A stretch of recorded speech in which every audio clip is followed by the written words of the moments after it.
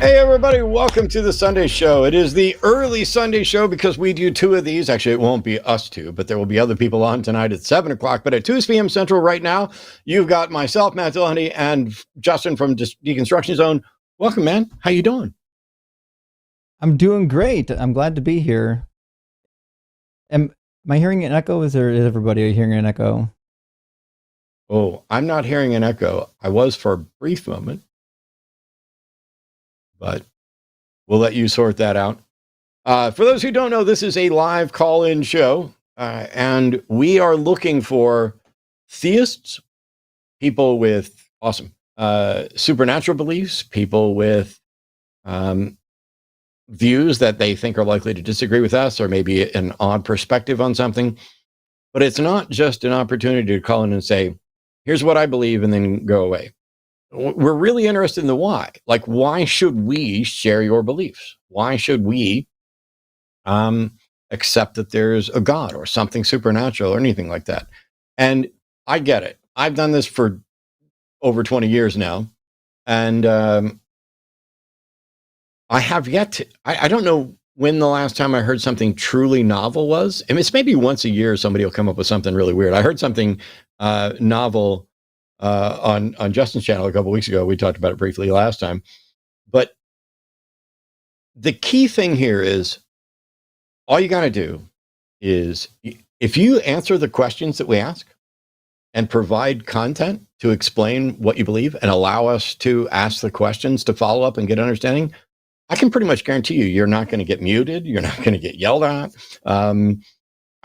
These are the best conversations, and we've had them. Each of us have had hour-long conversations with people on these shows, as long as we're actually able to make some progress. But when we get like a stonewall, when it's, I'm not going to say anything cogent, when I'm saying things, and when you ask for, or when you're saying things and we ask for clarification and we don't get much of anything back, that's a complete roadblock. And we'll have, we have like 6 phone lines. By the way, 720-619-2288, or you can click the web link down below in the description. If you call in via the web link, make sure that if you're on hold for a while, especially if you're on your phone, you want to tap your phone and then tap the browser to wake that up so that we can actually hear you. All of those are options.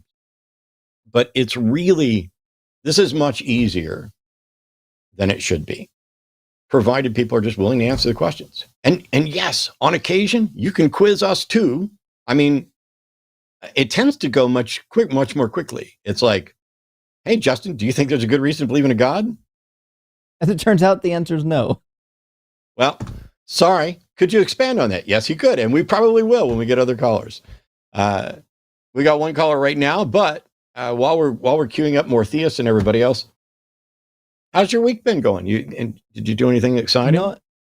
It's been a hell of a week, and I can't say I've done a whole lot of anything too exciting, except for, and if you're over probably the age of 30, you understand how exciting this is. I finally got time to clean my entire house, and everything is put away. All my tools are in the toolbox. I know everything. It feels amazing.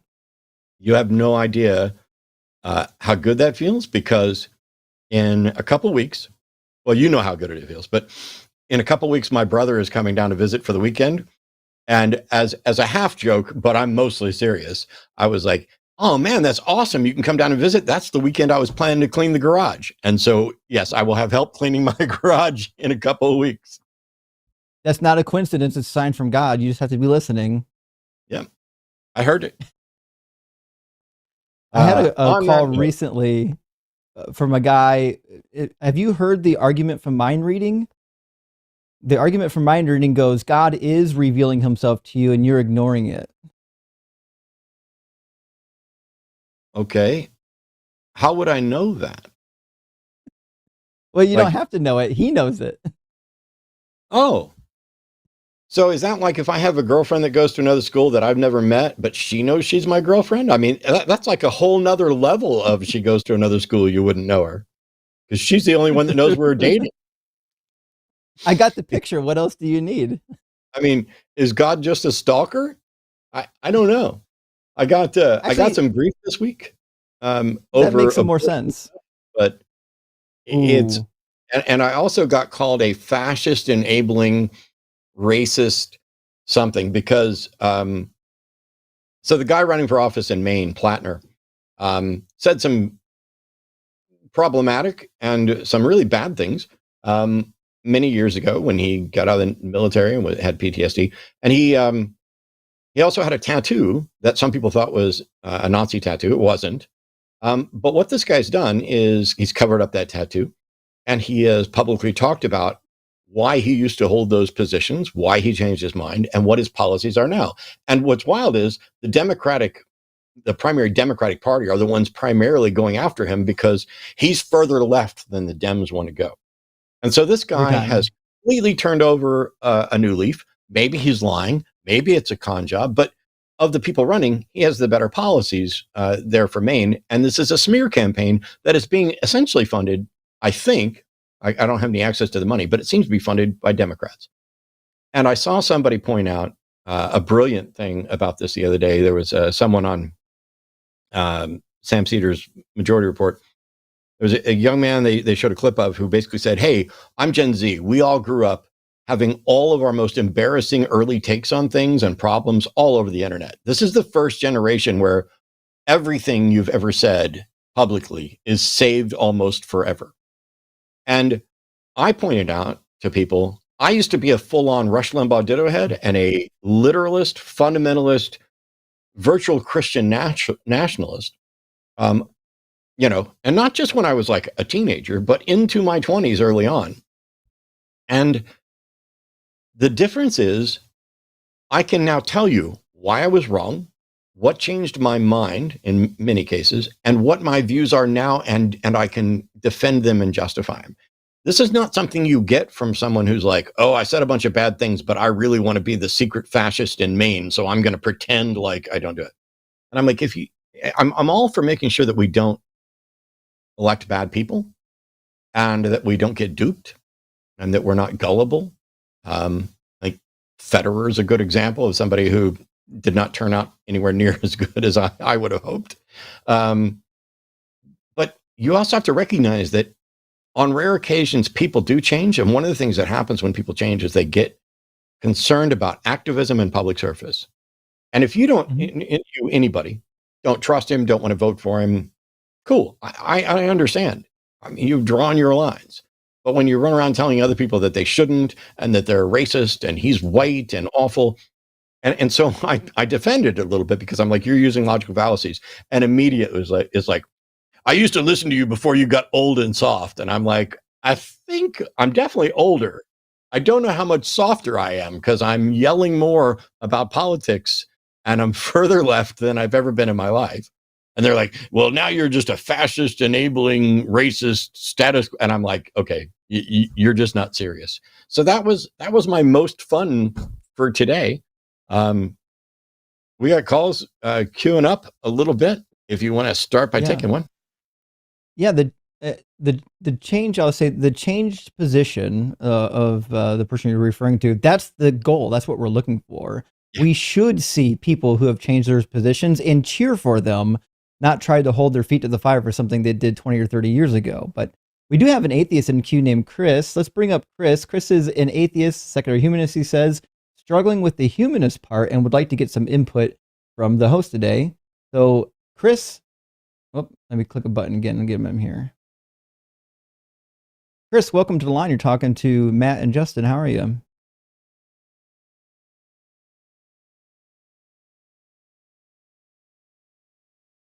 Hello? Chris? Oh, there There we you go. are. I can hear you now, Chris. Welcome. Okay. Hey, I'm doing well. How are you guys? Couldn't be better. Awesome. So what part Yeah, are you so struggling with? yeah. Um, just to give you a quick little background, I'm not going to waste time with telling you guys how much I agree with you. Just know that I've been listening to you guys for a few years now, and 99.9% we're on the same page. So let's just start there. Sure, thanks. But with all the turmoil going on, not just in our country, but in the world, but obviously it impacts me more here because I live here. And I see the blatant uprising in Christian nationalism. I see the continuous denial of science all the way up to the highest tier of people that are in charge of ensuring our safety and education. You mean like putting that. bleach in your veins wasn't a good idea? I thought about doing it, but I don't know. I chickened out last. But yeah, I'm a fairly passive person. I always try to avoid conflict, especially physical conflict. And I don't want to make anyone think I'm leading toward the idea of a physical resolution with this, but my patience has started to run incredibly thin. I know I'm not the only one, but to the point where I almost feel isolation. I don't want to be associated at this point with anybody that still votes for Trump and supports that, because if you did it 3 times now, that's a wrap.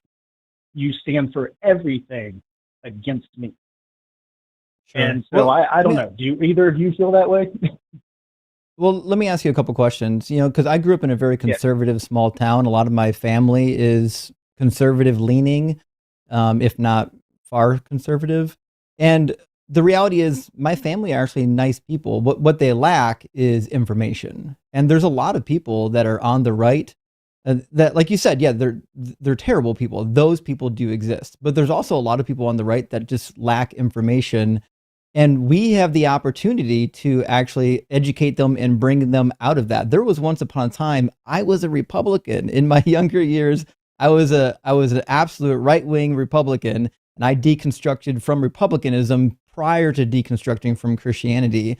And if I can do it, then I know the people around you can do it. You have an opportunity. You could be the catalyst for that change. But I do understand that if these people are more of the unbearable type, that it would be very difficult for you to enter into that scenario and try to be that catalyst for change. But if you have an opportunity to win some people over to your side through valid argumentation, it's certainly something that benefits society as a whole to engage in.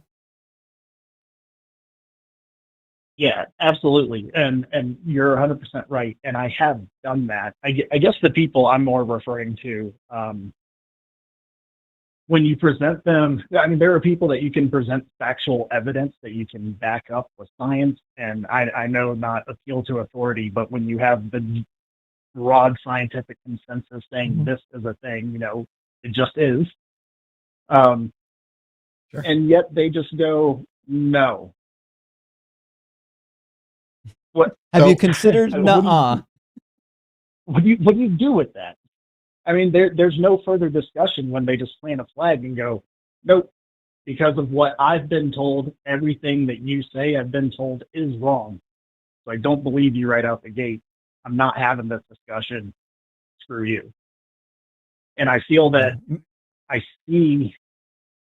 know it's not the broad picture of the entire country, but like Facebook is a cesspool for sure. Yeah. But you see these comments in regards to like things that are happening to people that it's just mind blowing. People are laughing about what's happening with ICE raids. People are laughing about all this stuff, and I don't understand. Well, there's a time for mending and there's a time for cutting. That's up to you to determine. But I think Matt's got something to share on this. Yeah, I mean, I like Justin's idea. If all they're going to say is no, then okay, one option is nuh-uh. And then I'd follow it up by, it reminds me of, I don't have kids, but I know people who do. And I like kids. Anyway, that's a separate thing.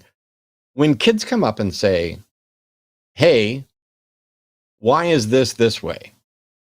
Now, if you know, you can just give them the answer. But whether you know or not, you can still say, hey, I don't know. Actually, you probably shouldn't say I don't know if you know, but you can skip right to the follow-up, which is, how do we find out? How do you think we would go about finding out?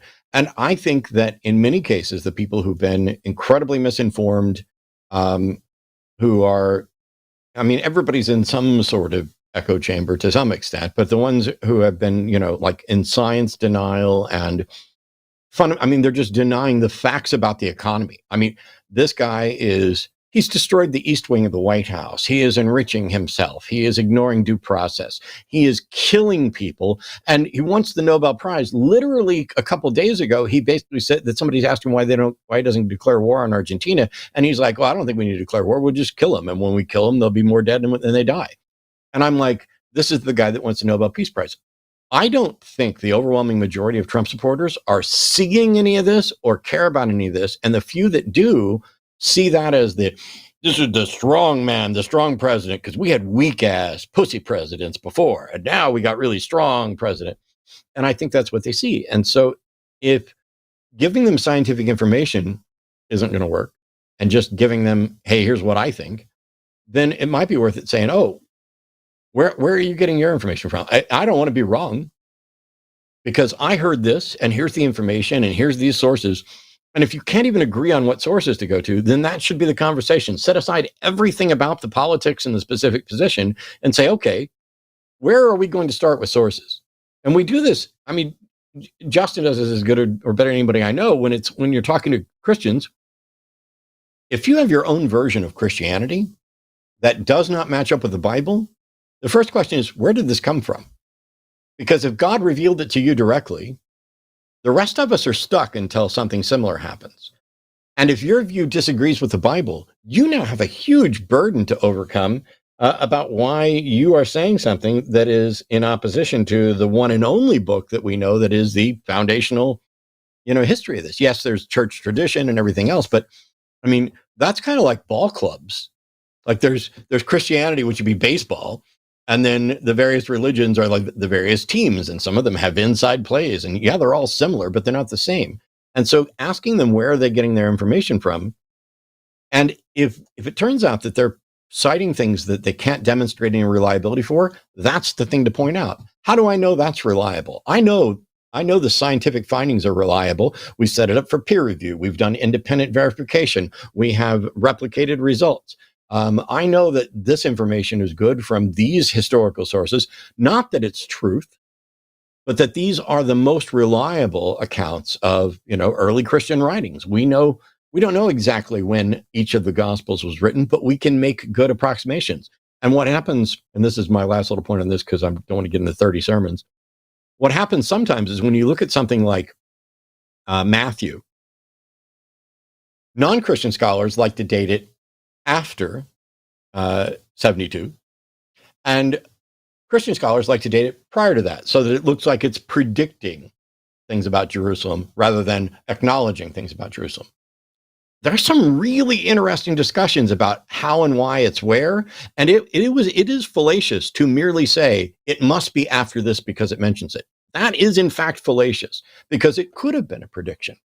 And when you acknowledge those points instead of just saying, nope, that's bullshit, and talk about how would we find out what the truth is, I think that's a better path to a number of things. I don't always succeed at that. Let's be honest.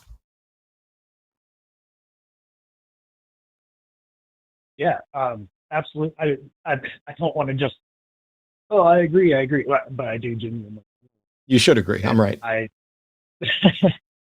But I do try to take that approach, and I guess this is my own fault, but I think I just need to cut back on my social media intake. Yeah. Because again, that's where I see the biggest dustful of it, and out in public, I can by and large just, I don't want to say avoid, but I think for my own mental health, I'm not going to allow certain people into my circle if I fundamentally disagree with them on core values.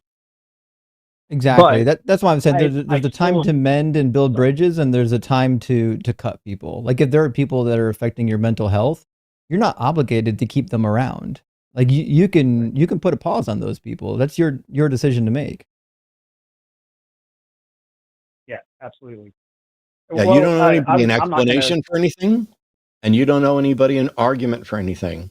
And let me tell you, I don't completely buy into the notion of all aspects of dead internet theory, but I'm completely convinced that it is overwhelmingly accurate in the sense that there are so many dead accounts all over social media that a good chunk of the people that you're engaging with and arguing with are either bots and bot farms, or people intentionally trolling, or people who aren't particularly likely to change their mind or have an honest conversation. And between those three categories, I pretty much only interact with people that I know.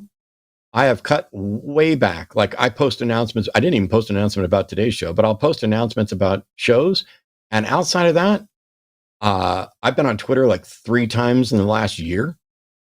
And that's only to make sure I keep my account up and to, answer questions if they come in on messengers there. And that's it. I do the shows, and then I try to get away and, I don't know, stay sane. And I don't care if it's my mom. If someone is a toxic influence in my life, they have to go. I wish them well. I don't want anything bad to happen to them. I don't even want anything bad to happen to Trump, even though there are plenty of people who would disagree with me. I just wish they would go the fuck away and stop ruining the world that I have to exist in. Yeah, exactly. Well, I won't take up much more of your time. Sunday shows for theists, but I greatly appreciate you guys taking me, and all the accolades that everybody gives all the time. Thanks so much. Well, we hope the best for you, Chris. Best of luck, and do what you need to do to protect your mental health. Okay. Right on. Thanks so much, guys. Cheers, friend.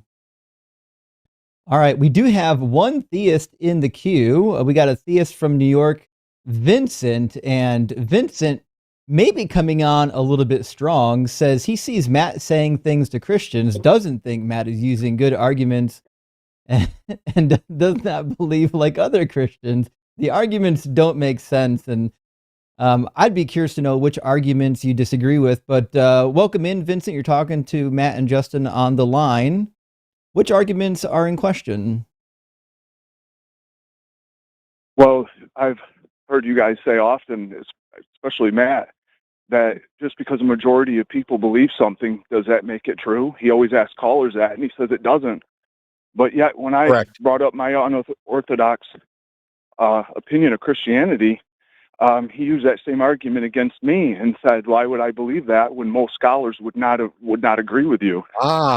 See, you've already done an equivocation fallacy here between most people, or argument ad populum, versus most scholars. Scholars we're not referencing the scholars or the scientists, we're referencing their data and their finding. And the consensus of experts is a reliable thing to rely on more than the consensus of the average Joe out on the street. And I'm not saying it's remotely true. I'm saying if you are holding a position that is inconsistent with the best scholarship, you have a lot of work to do before anybody should take it seriously.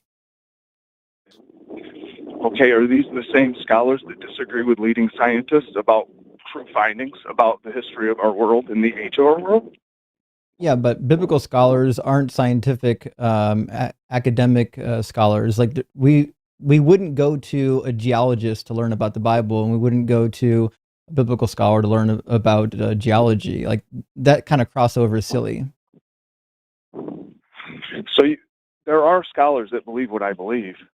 So you feel that what do you believe? Because they're the lesser majority, what they say is not true then among their group of scholars. Vincent, what do you believe? Scholars. I believe that we're living in Satan's little season. The millennium is already past. Christ already rose. We're living in what? Vincent, you broke up. I'm sorry. I need you to repeat it because you broke up and I couldn't hear you. Sorry. Can you hear me now? Mm-hmm. Hello? Yeah, we can hear you the whole time, but your voice broke up for a second right there. What is it that you believe? I believe that we're living in Satan's little season at the end of Revelation, and that Christ has already been here. The millennium already happened. And the millennial reign? In the Bible, Christ, yes.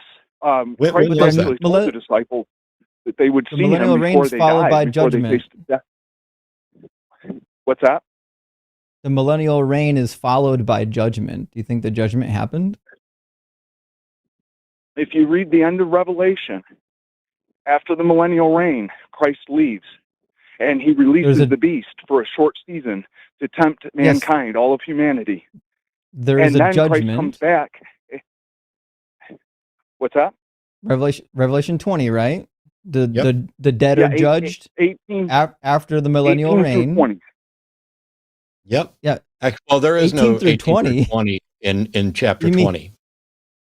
Right, you No, mean I'm talking chapter about 18 chapters through 18 chapter through 20. chapter 20. Right. Well, we're not going to read 3 whole chapters on the show, but let's assume for a second. Now, first of all, I get that you've got a kind of a bug in your craw over the fact that I don't accept your view, but I don't know why that is, because I don't think there's a God or a Satan. I don't think we're in premillennial or postmillennial. I don't think a millennial has happened. I don't think a resurrection has happened. I don't think a judgment has happened. So why are you so mad that I didn't agree with your non-standard view when I don't agree with the standard theological views?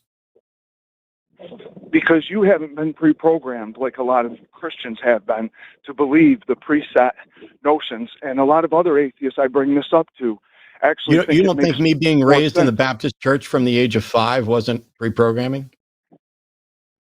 But you deprogrammed, did you not? Well, I mean, you said I unlearned wasn't all those pre-programmed. false religious. I'm sorry. I thought you said I wasn't pre-programmed, and now you're saying I was deprogrammed. So which was it? That means that you're no longer pre-programmed, right? If you were raised programmed, and then that's not how pre-programming works. Okay. You're no longer pre-programmed. Those are you're those no words longer have two different programmed. functions. I'm sorry that you don't understand what pre and d mean as prefixes to the word, but I was indoctrinated into a particular version of religion, and now I'm no longer indoctrinated. And I don't believe that gods are real. I don't believe Satan is real. I don't believe the millennial is real. I don't believe judgment's real. I don't believe any of this is real. And yet you're really stuck in this, oh, we're living in Satan times. So let me tell you, or let me ask you, when was the millennial? When did that happen? The millennium happened during the Dark Ages, where they say we have no record at all, where they say that it actually dipped technology. How do you know it happened then? How do you know it happened then? Well, if you look at old buildings, old structures, they look like they were built. I mean, nobody could argue they were built the guy that grander, with better, the more architecture sophisticated. Before?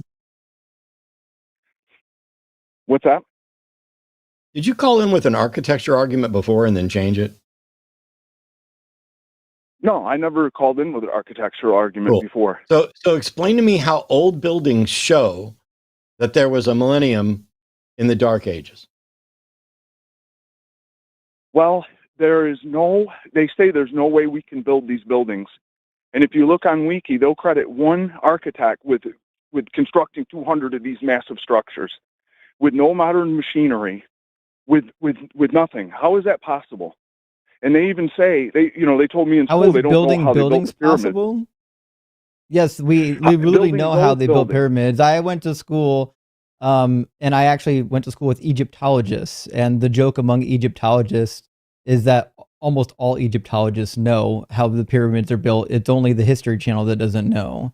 The reality is we have drawings, reliefs, and inscriptions that describe the building process. And there wasn't just one process, there was multiple processes. But again, like, this sounds like it's bordering on Ancient Aliens now. Do you believe that, like, there was divine building knowledge that was handed down by God?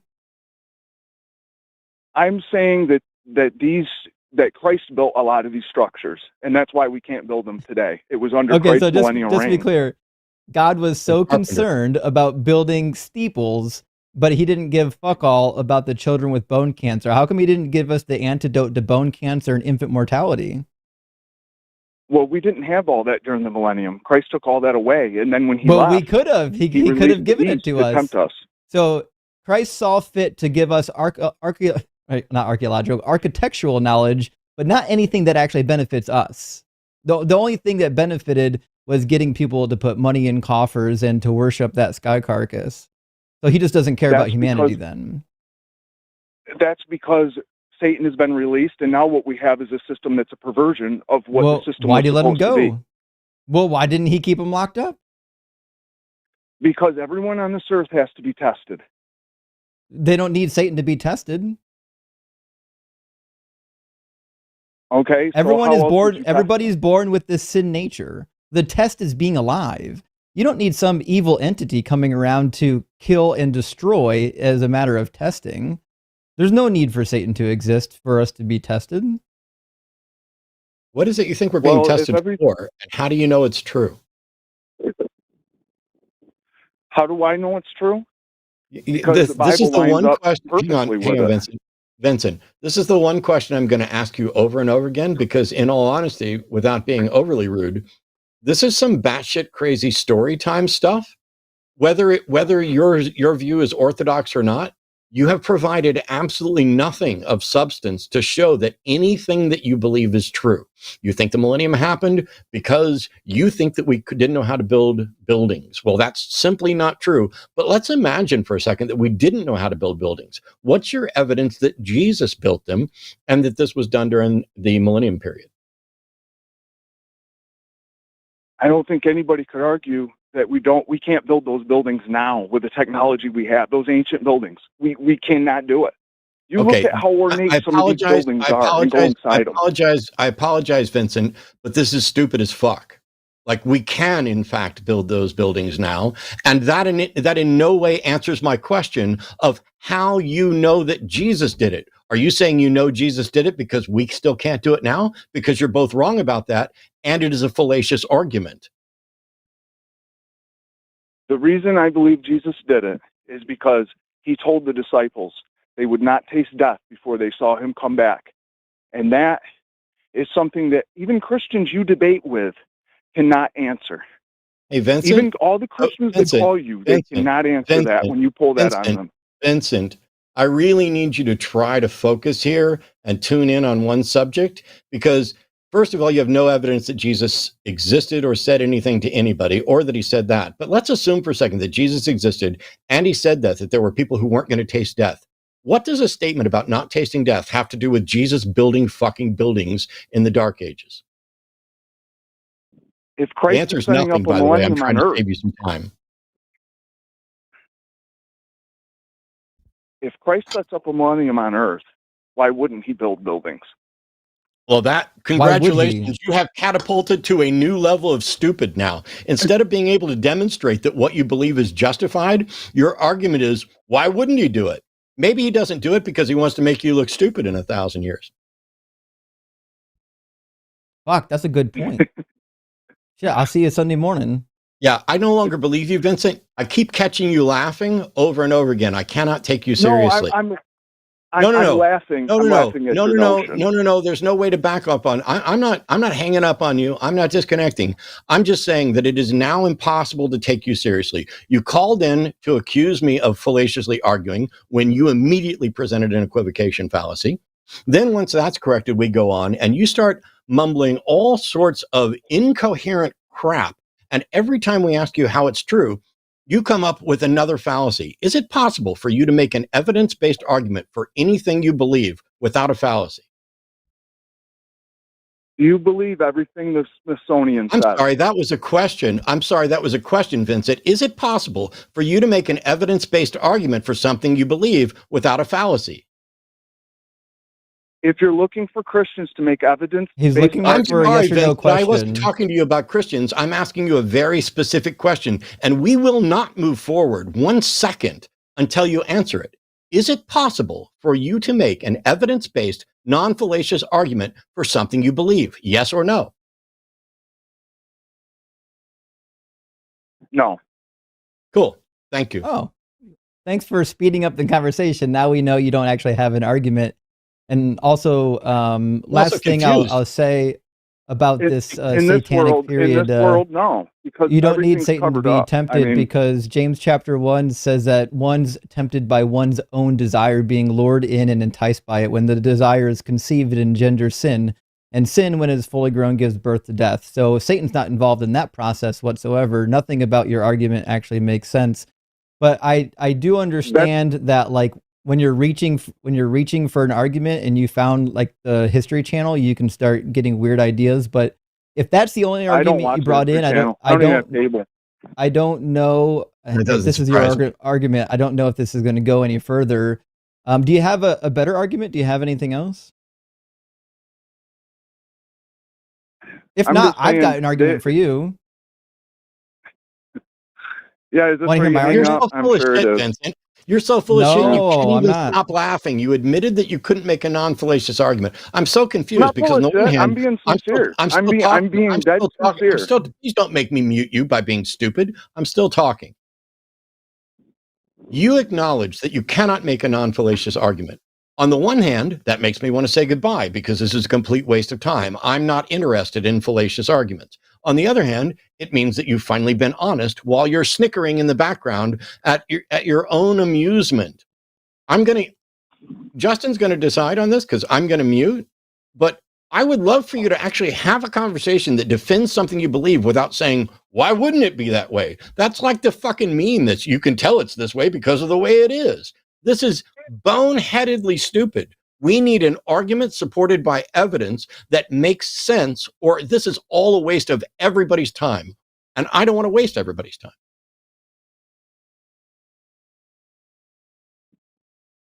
And so Am I still Kevin, muted? they gave me control over the You were mute never button muted. and the call drop button. So the beatings will continue until morale improves. So do you have an argument? You already said no, which means I'm going to give you an argument, probably from the Bible. Do you, in fact, believe that any of the Bible is true, or is it just kind of like a loose guidebook, maybe? No, it's true. I mean, there's things in translation. You got to use the Spirit for some things because obviously it's been translated for multiple languages. Like the word Easter shouldn't be in there. It's actually Passover. But That's in the King James. Yeah. It's not in the other Bibles. I know. Yeah, Easter is a spurious translation. We don't care about that. Okay, so you do think the Bible is true then? Yeah. Okay. I mean, like I said, there's things like the world was I know. void without. Let's Can I read just some make of it. one I know. point? No, we're not there Can I- yet. Okay, so Okay. grab your Bible. Do you have a Bible on you? I'm out hiking right now. I don't have it on me.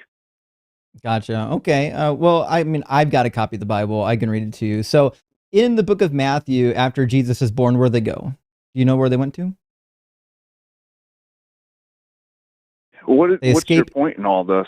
They escape into Egypt. Well, you're not going to get ahead of me. This is how I know you're You'll dishonest. never get ahead of me. Fuck, Vincent. Just so you know, this is how I know you're dishonest as fuck. He's asking you, shut up. He's asking you a simple question, and your answer is, what's your point in all this? You think that where somebody's leading up to a trap because you are either dishonest or utterly incompetent at this. Instead of asking what the point is, why don't you answer the question? Oh, I just want to know what his point is. I mean, this isn't he doesn't know. So I'll let you know. So in Matthew, he goes to Egypt in order to supposedly fulfill a prophecy from Hosea 11, verse 1 and 2 that doesn't actually exist. I'm not going to touch the prophecy problem just yet. I do want to talk about the fact that it says that he remained there in Egypt until the death of Herod. This is Herod the Great, because we learn later that this Herod gives birth to another Herod, Antipas. So we know this is Herod the Great. Do you know when Herod the Great died? No, I don't study Herod the Great. It's not my... 4 BCE. Now, in the second chapter of Luke, we have another birth narrative. And when does it say Jesus was born roughly in the second chapter of Luke? Do you know? No, I don't. I don't have the Bible memorized. Right at the beginning, they left because they needed to register under the census of Quirinius. And do you know roughly when Quirinius served as governor? So you're a Christian, I take it then. Starting in 6 CE, which means Jesus was either born at two different dates simultaneously, or the Bible is just not true in everything that it says. Hey, Vincent, why would you say that he's a Christian? Because he knows the Bible. Oh, right? So do That's why I. I'm not. And so Or he's do a former tons of Christian. Bible scholars, and that's why we're not Christians, unlike you. Well, he knows his Bible pretty well. And so you're saying there's two dates. Right. Because I'll look into this. I will look into this. It cites two different dates of Christ's birth. No, you won't. Herod's not your thing. Well, it's going to be my thing. I'd like to study it.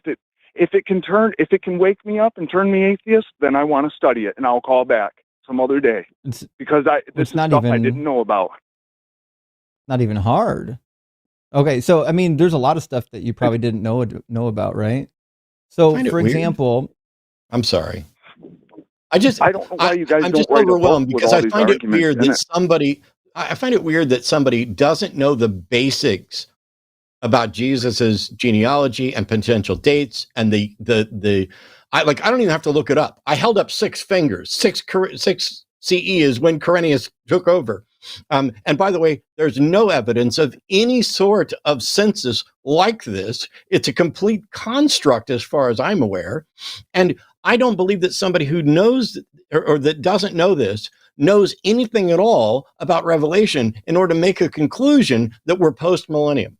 But I will stop again because I can't. Let me ask you a question, Vincent. Do you follow the law of Moses? I mean, I do a little bit. I do as best I can, but why not all of it? Really would like to know these arguments because it sounds like an interesting argument.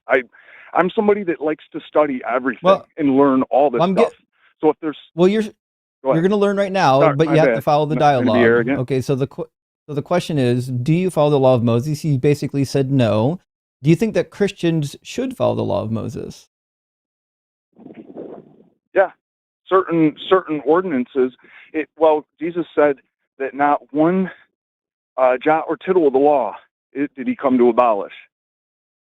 You're walking right into it. I agree. He says not one jot or tittle, and he says whoever teaches the law and does the law will be called great in the kingdom of heaven. So Jesus wants you to follow the law. However, what did Paul say about the law? Enlighten me. I mean, I know from what I know, he lined right up with that. No, Paul had the exact opposite idea. In fact, in Ephesians 2:14 and 15, specifically 15, he says that he abolished the law, all of its commandments and ordinances. And in Mark chapter 7, Mark himself makes a parenthetical comment stating that Christ got rid of the dietary laws, which is repeated in Acts chapter 10 and then again in Acts chapter 15. And then Paul himself goes on in Galatians 3:23 and 24 to state that the law was actually temporary. But Jesus didn't say that. Wow.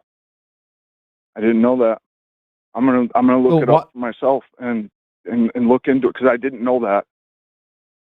Why is it that God's giving revelation to Paul that contradicts Jesus?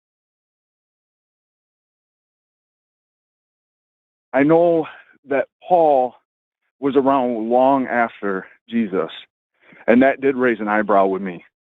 When I learned that he was around way after all that, and he had a vision of God and all that. But then I looked at the points about, he was a Roman soldier, and it would be stupid for him to give up all that because he would have had a sweet retirement. You know, he would have had a lot of money and everything. Well, he wasn't a Roman soldier. He was a Roman citizen, but he wasn't a Roman soldier. To be sure, the Roman soldier was the one who actually knocked up Mary. That wasn't Paul.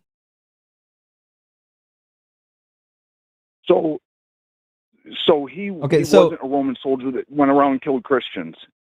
He wasn't a Roman soldier, and I have no reason to believe that that's the case. I think it's Acts 22. He says that he got papers from the Sanhedrin to round up Christians, but I read the Sanhedrin. I can't find anything in any of their writings that suggests that they were giving people authority to go out and round up Christians. I feel like that's a fable made up about Paul's life, the way other fables about Paul's life is made up.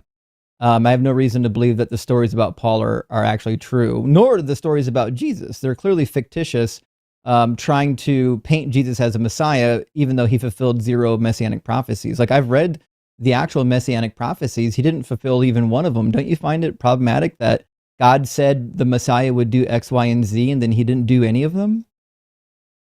Well, he did. He was fed the wine. He spit it out. It was in Psalm. That's that was not a fulfilled. prophecy.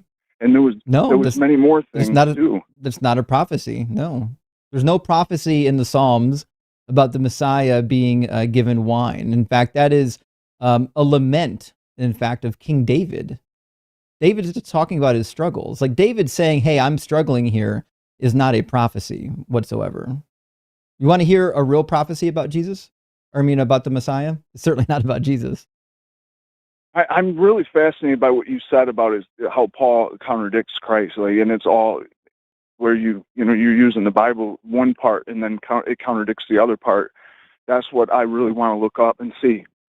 Go ahead. I mean, Well, even 1 Corinthians chapter 9, verse 20, Paul states that he's not even under the law, he being a Jew.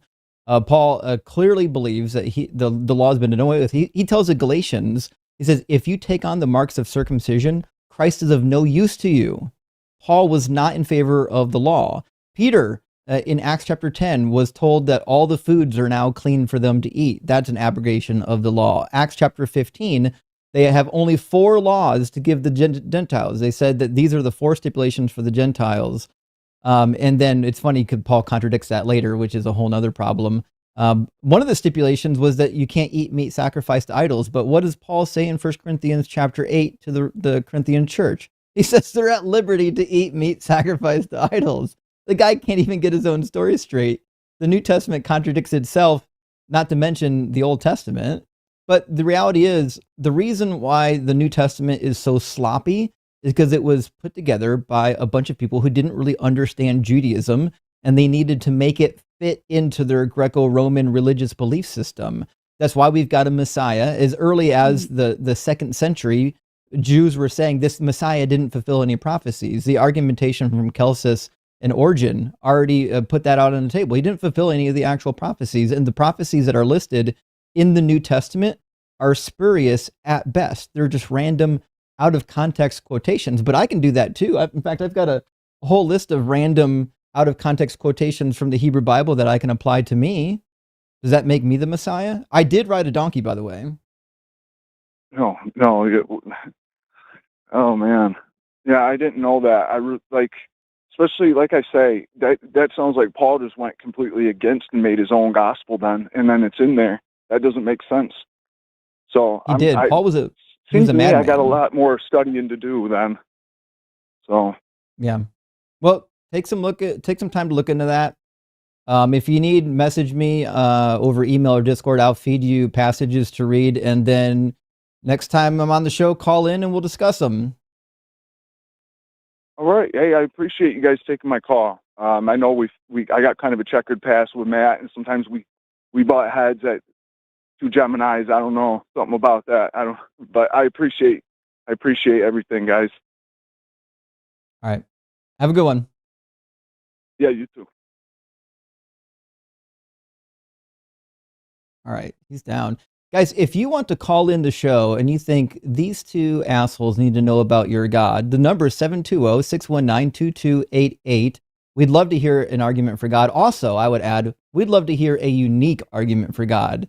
We've heard a lot of arguments. The unique ones are, even if they're bad arguments, they're at least fun. They're at least entertaining. So if you've got something unique to offer in argumentation for God, we would love to hear about it. Also, make sure you guys are tuning in for the other shows happening. Today's the 26th, but tomorrow the 27th, we got John Gleason and Paul on Skeptalk. And then on the 28th for Chewed Gum, we got Taylor and Alyssa. Make sure you're tuning in for that. On Wednesday, we've got Matt again. Matt, do you have someone scheduled for Wednesday with you yet? We don't have a guest scheduled yet, but I think Art will have one for me soon. Awesome. And then also on TACIS for Thursday, we've got Josie and Luxander. And our next calendar for November should be filling up fast. I don't know if we've got everything or anything on the November calendar, but it's going to fill up fast. So make sure you're tuning in for all the shows. Sunday, this coming Sunday night after our show, we're going to have on Forrest and Paul. So make sure after this stream is done, you don't go anywhere. Grab a snack, do a little bit of intermission, come back, and shout in the comments for Forrest and Paul as they do the late night show. I don't know if it's going to be another 11-hour show like what he did with Erica, but I know it's going to be a good show.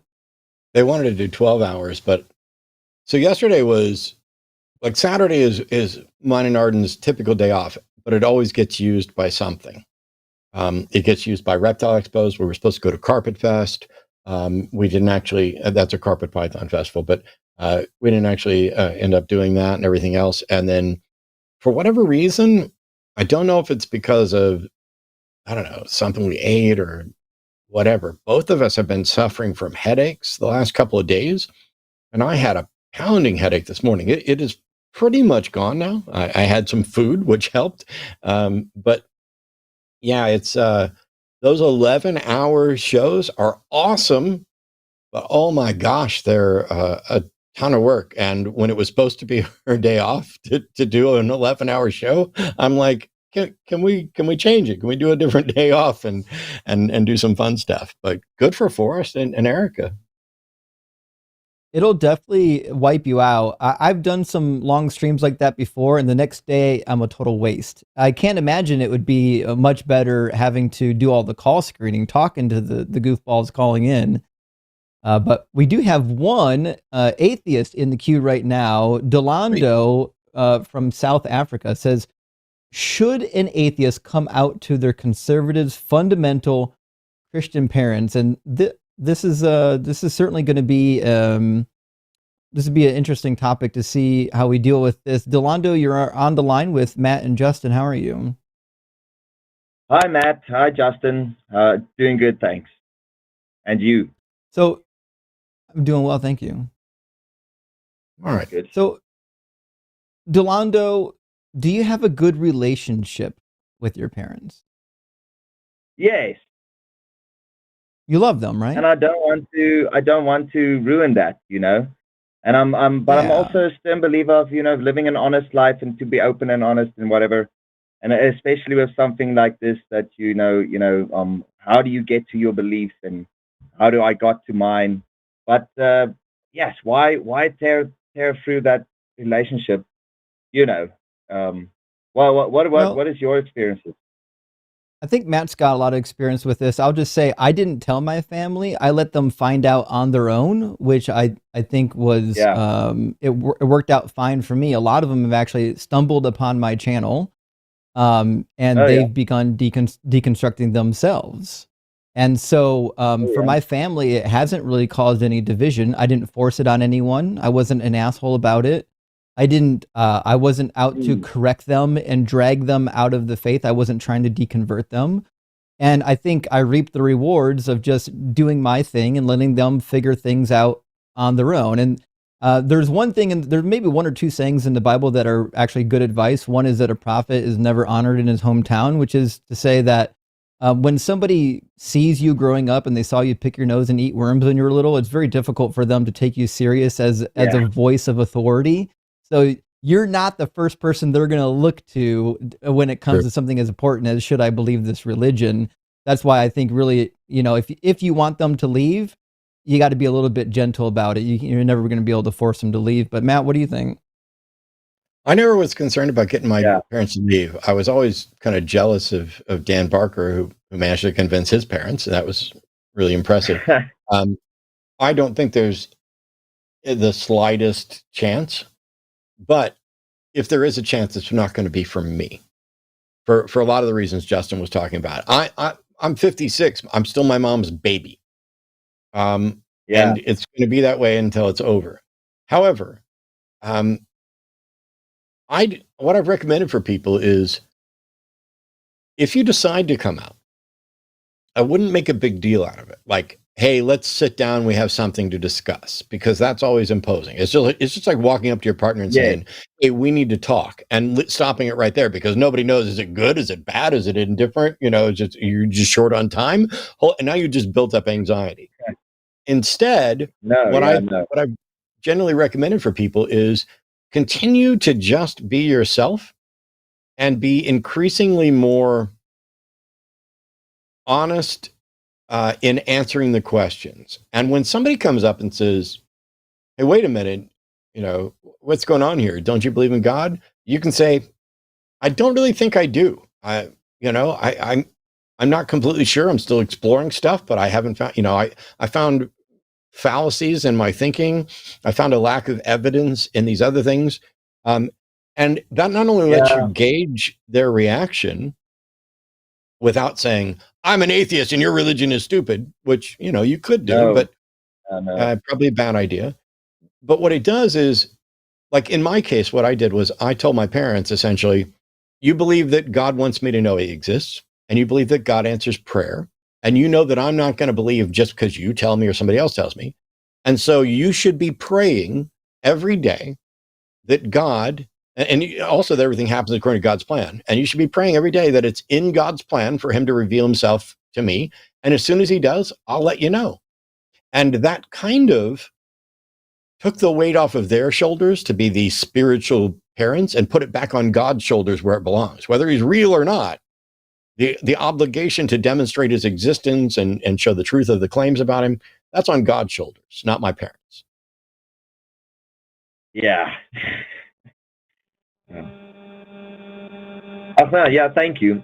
Just something I like to mention, like I have an older sister, and she's a pastor.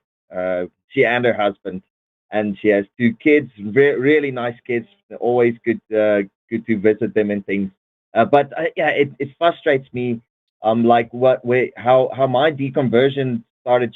Like in high school biology class. That's when all the dominoes started to fall for me. It's just like, yeah, I can't believe in this stuff anymore. It's just not making sense. This is making sense, the scientific method and so on. And now I'd like to teach their kids, and this whole world, and awesome, science is awesome. It's for me, it's even a better way of imagining the world, obviously, but yeah, it's not my place, not my children, really. So, no. Thank you. I agree with everything you say. Not with slamming it on them. So yeah, I guess. Thank you. Absolutely. Yeah, it's good to hear from you. My right. when my brother, my extended family, almost, or at some point, we're almost all entirely God believers, and when he adopted my niece and nephew, we had a talk, because I'm like, first of all, I want to be honest. And so when your kids come up to me and be like, hey, Uncle Matt, do you believe in God? Or, hey, why doesn't Uncle Matt go to church? Yeah. I'm going to tell them, and out of respect for you guys, I'm going to say, but there are a lot of different views and opinions. You should definitely talk to me whenever you want to. You can also talk to your parents. You can talk to other godless heathens or secular humanists or scholars in different areas, and you can talk to pastors, and you can work to make up your own mind about what you're convinced of. Yeah.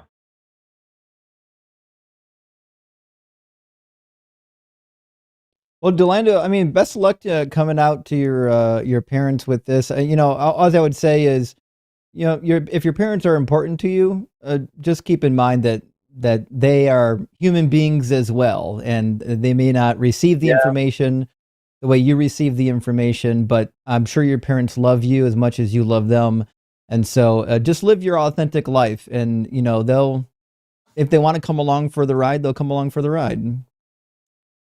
Yeah, no, that's that's what I'm hoping for. I sort of just like Matt explained. I just always try to be honest and say what I can, try to teach them where I can, and I really believe, like you guys say, it must come from their own volition. They must come to their own conclusions and reach it themselves. It doesn't help. I can't force that, and so yeah. I'll just try to keep it up, and thank you guys for doing the good work. I've been listening a little bit of it. I can't listen for too long because these callers drive me crazy. I don't know how you guys do it, really. So well done, great stuff. Well, thanks. It was great to hear from you.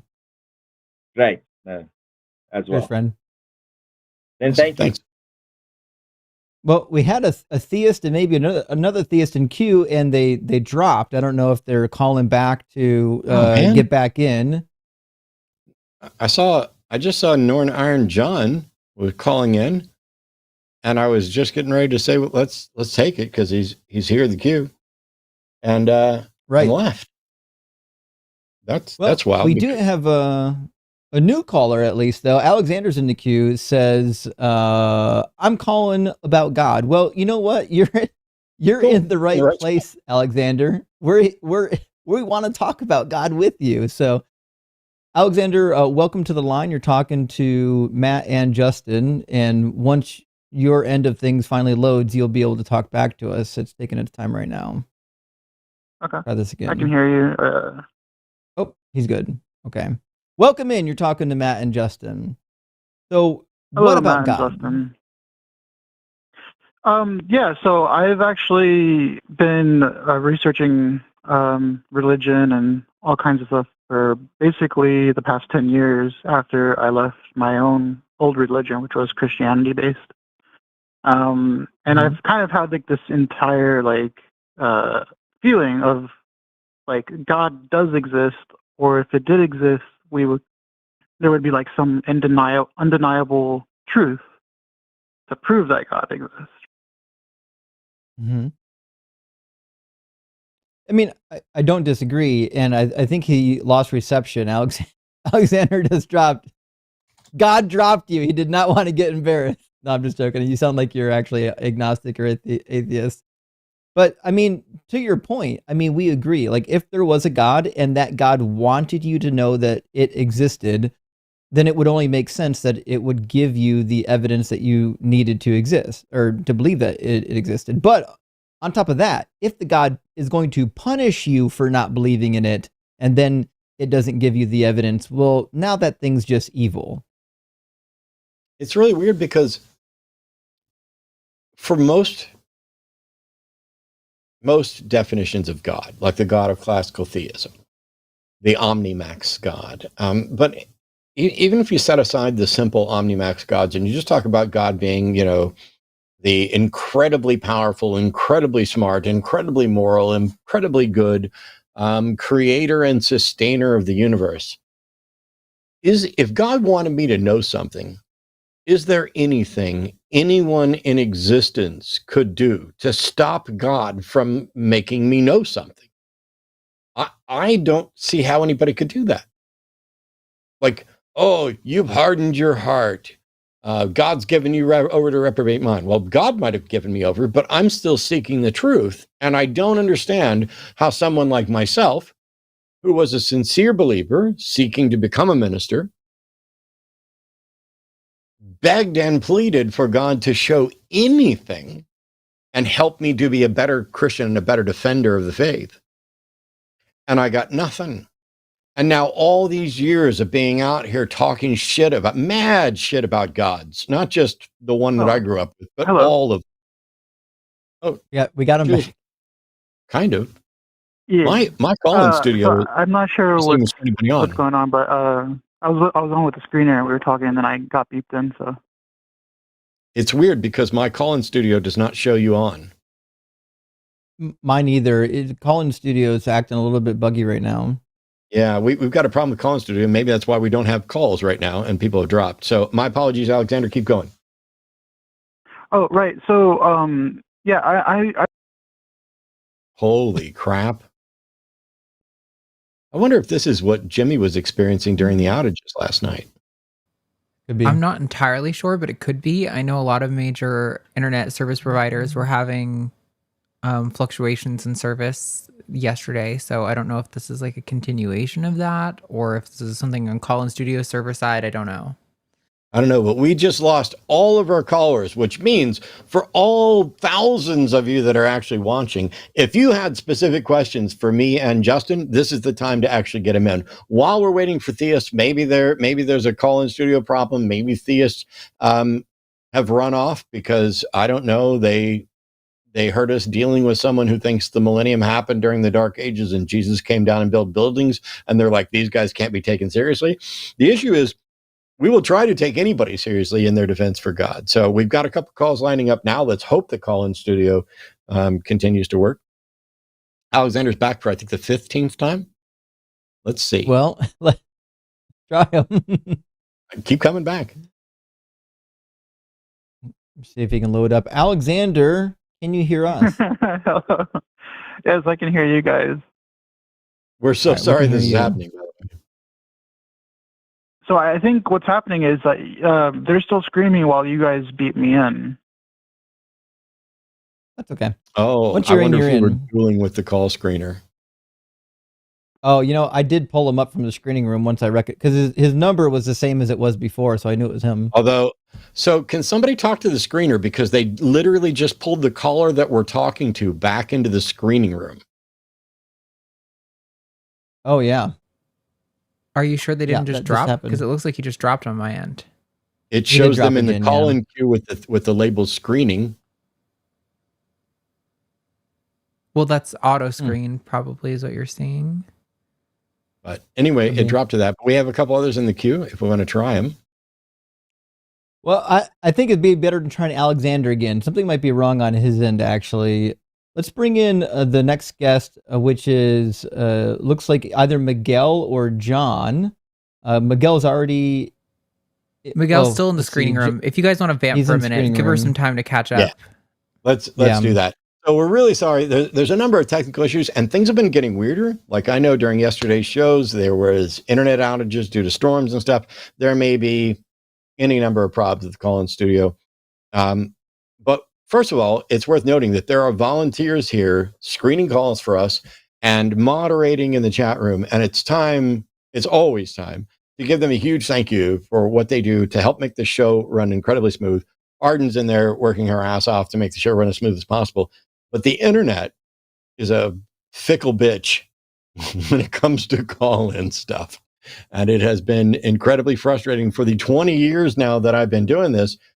We've tried everything. And for a while we were taking, we had actual telephone boxes with multiple lines on it and a phone line to call in, and we would process it and run it through that. Now we're doing voice over IP, which has worked better in many ways, but it adds a delay and it adds, well, the ability for people to hide who they are and pretend to be somebody they're not, and then hang up or troll or whatever. But let's see what we got. All right. Let's see. In queue, we've got Miguel, we've got John, and Iron John, I think, is calling back. So Yay. Let's grab Miguel, and then we'll see where we can get. Miguel, welcome to the line. You're talking to Matt and Justin. How are you? Hi, I'm fine. And you? Doing well. Thanks for asking. So, do you have a question? Yes.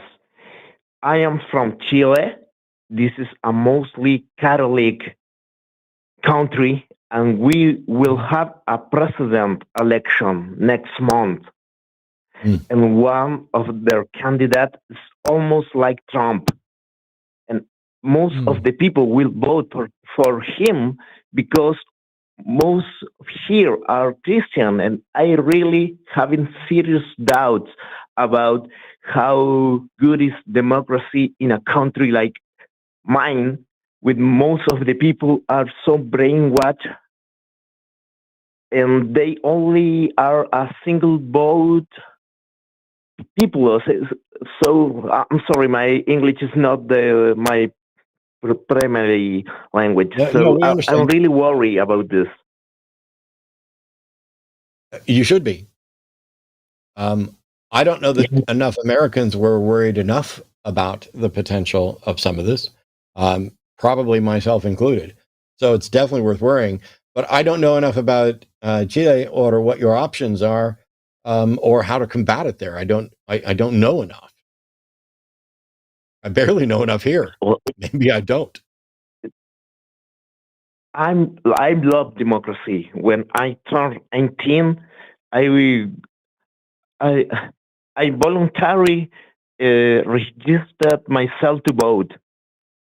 I work in a lot of politician campaigns, but in the way I lost my faith in democracy, because here democracy only works if the people are a little bit educated.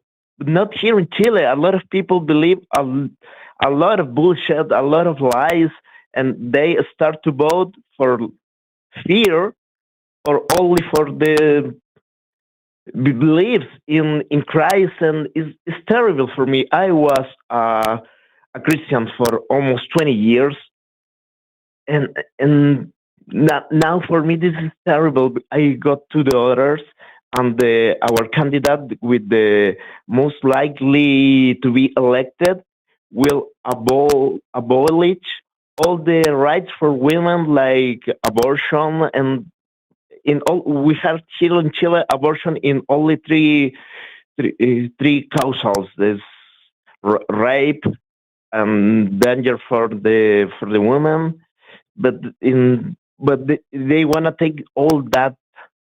I'm really, really worried for my two daughters and for all the society, actually. We are with you. I mean, we're worried as well. And this is one of the reasons why I think doing the work of bringing people out of these toxic religions is so valuable, because typically as they leave these religions, they're already deconstructing the political system that is attached to them. And so if you're politically active, that's great. If you're not politically active, but you want to help out another way, you can participate by deconstructing these religions. Because the reality is, most of the fascism is only fascism if you have some sort of deistic force behind it. You can say, well, it has to be this way because God said so. That's what gives these movements such great force, at least in our Western world.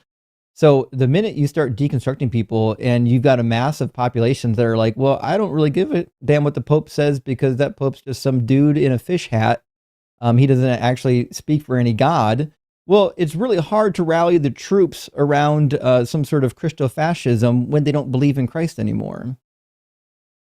Yeah, the thing that's bothered me the most, that's been the most terrifying, is not just how religion has been used to manipulate the masses in a bizarre, to me, as a former Southern Baptist, a bizarre respin of Christianity. Because literally, if these same Christians were saying that Trump was the Antichrist, I would find that slightly more plausible than what they're actually saying. And so there's religious people who have just been duped. There are confused and bigoted people who are being ployed with, oh, let's go after the trans folks and the queer folks and all the lefties and the people who want to give my money away and the people who want to do this and the people who want to take my guns. They stirred up so much fear mongering that you have both religious people and non-religious people buying into this and throwing out actual evidence and science. And I don't know what the best path is to fix it, other than to continue talking about it, continue teaching, and continue objecting. The only thing we can really hope is that people like you and Gile are able to get together and say, hey, you see that country up there, that abomination that used to be a shining beacon, or at least a somewhat glimmering beacon. It was, I don't know how shining we ever were, of democracy and rights and wealth and privilege. Wow, they're really just shoveling all their money to billionaires as they destroy the White House and any number of things. Hopefully you can use us as an example to wake people up to what's happening there. And I hope that it's not the case that you're going to find a whole bunch of people who are looking forward to it, because I can tell you right now, our farmers are going broke. Our poor people are going broker. The economy is a disaster. Healthcare is a disaster. Disease is on the rise with measles and things like that. They are destroying national landmarks. They are destroying the economy. They are destroying precedent, legal precedent, and due process. They are advocating for genocides. And while Trump wants the Nobel Peace Prize, he doesn't want to go to war. He just wants to kill people. Like, literally said that the other day. We don't need to go to war. We can just kill them. Well, give that man a prize. That's awful, and actually Trump hurt us a lot, because now people are talking about climate change is a lie, and trans people are not even human. Trans people don't even exist, and that topic wasn't talked before Trump go to the second term. So even here we are feeling all that you are living every day, and that's why I'm so fear of the future. I don't know if I can still trust in democracy. But you're right. We have to still talking and fighting and try to change people's mind, because I'm really sad and fearful about the future. Yeah. I hear you, Miguel. We're fighting a war of ideas. Yeah. Yeah. Best of luck, Miguel. Yeah.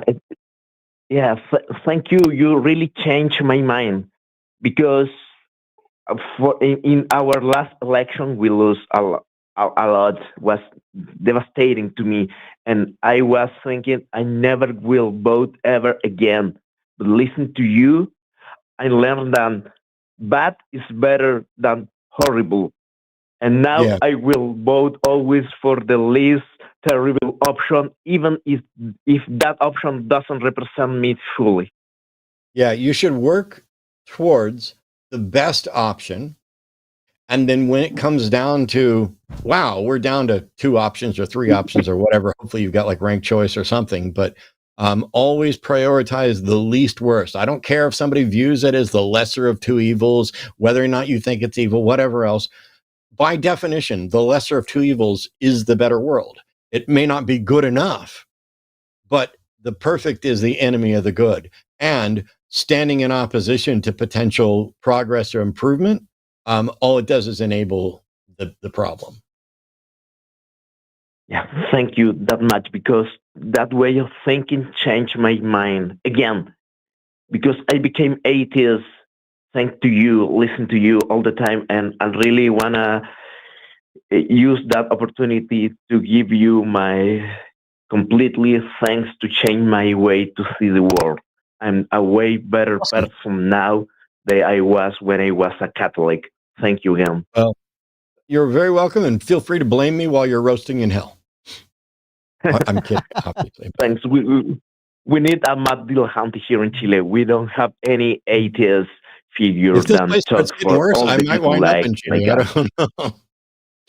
Anyway, thanks, Miguel. Well, best of Thank luck to you. you, friend.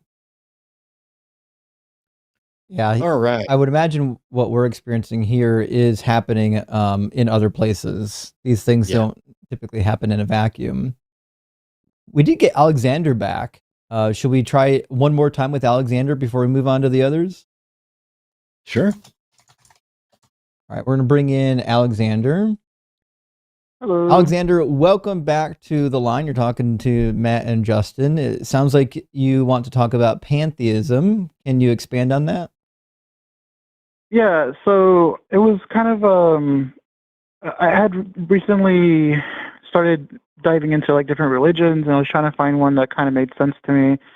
But a lot of them just got a little too spiritual, and the origin stories are kind of crazy. And at least from my perspective, I respect all religions and people who, believe in what they I want to don't. believe. Because ultimately, I feel like religion, if it's atheism or anything else, is like a personal journey. Like you have to go down it. Atheism And isn't a religion, and I don't respect all religions, and I don't know why somebody would. Do you respect Nazi beliefs? I don't know. No. Is So why would Nazism you a respect? religion though? Why would you respect religious beliefs that don't prove that they're true and are bigoted and harmful? Why would I I mean, I respect Because it's people's right to culturally believe it. significant to a lot of people. Okay, well, Nazism was culturally significant to a lot of people too. Yeah, but it started to harm others, and that's what made it a world influence, a And you don't negative think influence. Christianity and Islam have harmed others in a world influence? No, Christianity has too. But Okay. ultimately, So as why do you long as still it's respect not those? harming others. Okay, well, Sorry? I'm not sure I continue heard with you. the pantheism. Sorry, I didn't mean to derail it with. I have respect for No, people's right to believe whatever their conscience dictates, but I absolutely will not respect beliefs, and it drives me crazy when people tell me that they respect racist, bigoted, homophobic, transphobic, hateful, marginalized, sexist views just because they're somebody's tradition. But tell me why you're appealing to pantheism. No, I think you're absolutely correct. I used the wrong words there. All right. I believe I'm along the same lines as you. As far as like religious beliefs and people's right to, Yeah, I got it. choose to believe something. So what's As far as pantheism for to me, you, and why? it's just because I grew up as a Christian, and God's always been kind of a really big idea, concept that exists. And then kind of confronting the idea that God might not exist was kind of scary, I guess. So Yeah. pantheism was like a way to kind of accept responsibility for our actions here on Earth, but also kind of maintain the idea of a God. And when I'm talking about God, I'm not talking about like an all-powerful, all-knowing thing. Like our world is imperfect, like as far as like morality, and terrible things happen every day, but also amazing things happen every day. And it's kind of trying to encapsulate all of that into a belief system is very difficult, I guess. So pantheism kind of allows me to do that. I'm a little confused because pantheism isn't really a belief system, and I'm not sure if you're talking about pantheism or panentheism. So pantheism is the universe is God, and panentheism is the universe is part of God, but God is more than that. No, it's pantheism. Cool. The one I'm talking about. I agree with you. I agree with you that the universe exists. What is the use of calling the universe God? What does giving it that label add to the facts about the universe? It helps me accept that my prior beliefs, it helps me reject my prior beliefs. And I can still say God exists as our universe without saying that God doesn't exist. Okay. Why not? Why didn't you pick out like a pencil and call that God and say that God exists? I can. Okay. What do you get out of that? A sense of like well-being. Really? So if you say a pencil is God, you get well-being out of that? Well, the pencil isn't the only God. It's everything. Everything. The pencil, the world that the pencil exists in, the tool itself, using it to write, to draw, to sketch, that's beauty, and I feel like that's God. Oh, so beauty is God. I thought the universe was God. Not only beauty, I mean, the universe is beauty. The universe is everything that encapsulates all the ideas, all the thoughts. Right? Ugly is God and cancer is God. Exactly, yes. Okay, so if everything is God, how does that not make God absolutely nothing? Because it's not adding anything to those things. Cancer is still cancer. The universe is still the universe. Pretty flower is still pretty flower, whether you call it God or not. What is it that justifies calling it God?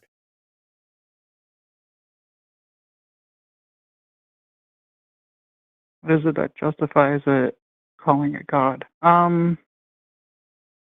don't know if I can answer that. Okay. I'm just saying you're the one calling in to say the universe is God, and I'm trying to figure out. Yeah, I'm not. I agree that I'm not saying I have all the answers. This is something I'm I'm not asking you if you had myself. all the answers. I'm asking if you have any. So if there's a universe and you say that universe is God, what does calling it God add to that in any way? Does it change anything about the universe?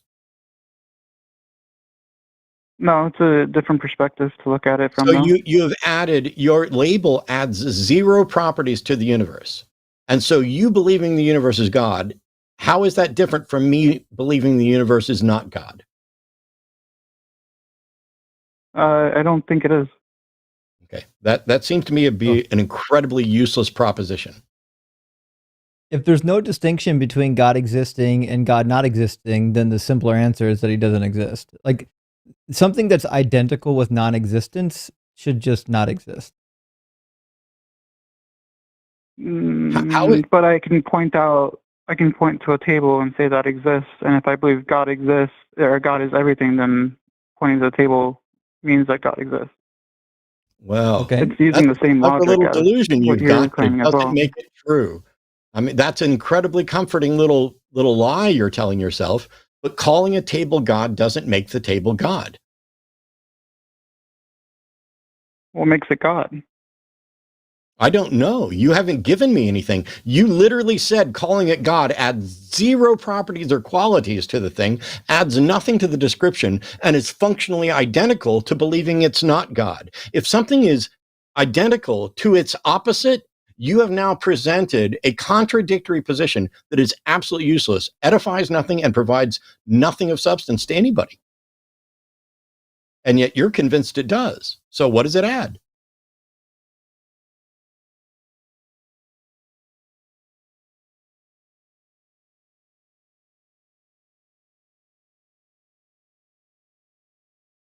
Alexander? Yes, I'm still here. Sorry, I'm just thinking. Like I said, this is something I've been exploring, and to me, it just clicks. But I can understand. Well, I understand what you guys are saying. But I have nothing to really I wish I knew what answer clicked. for, I guess. Sorry? I mean, it sounds like you just need a pet rock. You just need somebody to listen to you, maybe there for a little bit of pillow talk. You can go out to your backyard, find one of these, put some googly eyes on it. If you need googly eyes, I can give you a link to Amazon where to buy these. And this will do everything that God will do for you. It'll listen to your prayers. It won't answer any of them. It'll sit there emotionless as you weep over your problems. It'll do everything that your God is doing. As far as I can tell, the rock Exactly. seems to be That's- far more yeah, so superior. That's Okay, yeah, so that's the idea. But like that's what I Alexander- was talking about before. It's accepting But your own the di- accountability in the but world. Because if the God's not going difference, to change anything Alexander, for is you, that then you have to go God is out not and do it. accountable on your own, but the difference, Alexander, sorry? is that rocks exist. Gods don't. So if you just need some companionship, get a cat. You'll be fine. You don't need to I have two label cats. inanimate objects as being a god in order to feel some sort of a way that you know, or to see a therapist. Like if you're so desperate for some kind of emotional support, you don't have to say that inanimate objects are God. You can just go talk to a therapist. But the reality I have is, seen you a know, for the therapist. reasons that, well, I'm glad you're seeing a therapist. That really is important. I But have in the past. for the reasons that Me too. Matt already illustrated, if you believe in something that is identical to it not existing, then it just doesn't exist. Like if I said that I believe in the life-granting unicorn, and then you asked me what its properties were, and we drilled down on it, and it turned out the properties of the life-granting unicorn are equal to non-existence, well, it would just be a simpler explanation that the life-granting unicorn doesn't actually exist.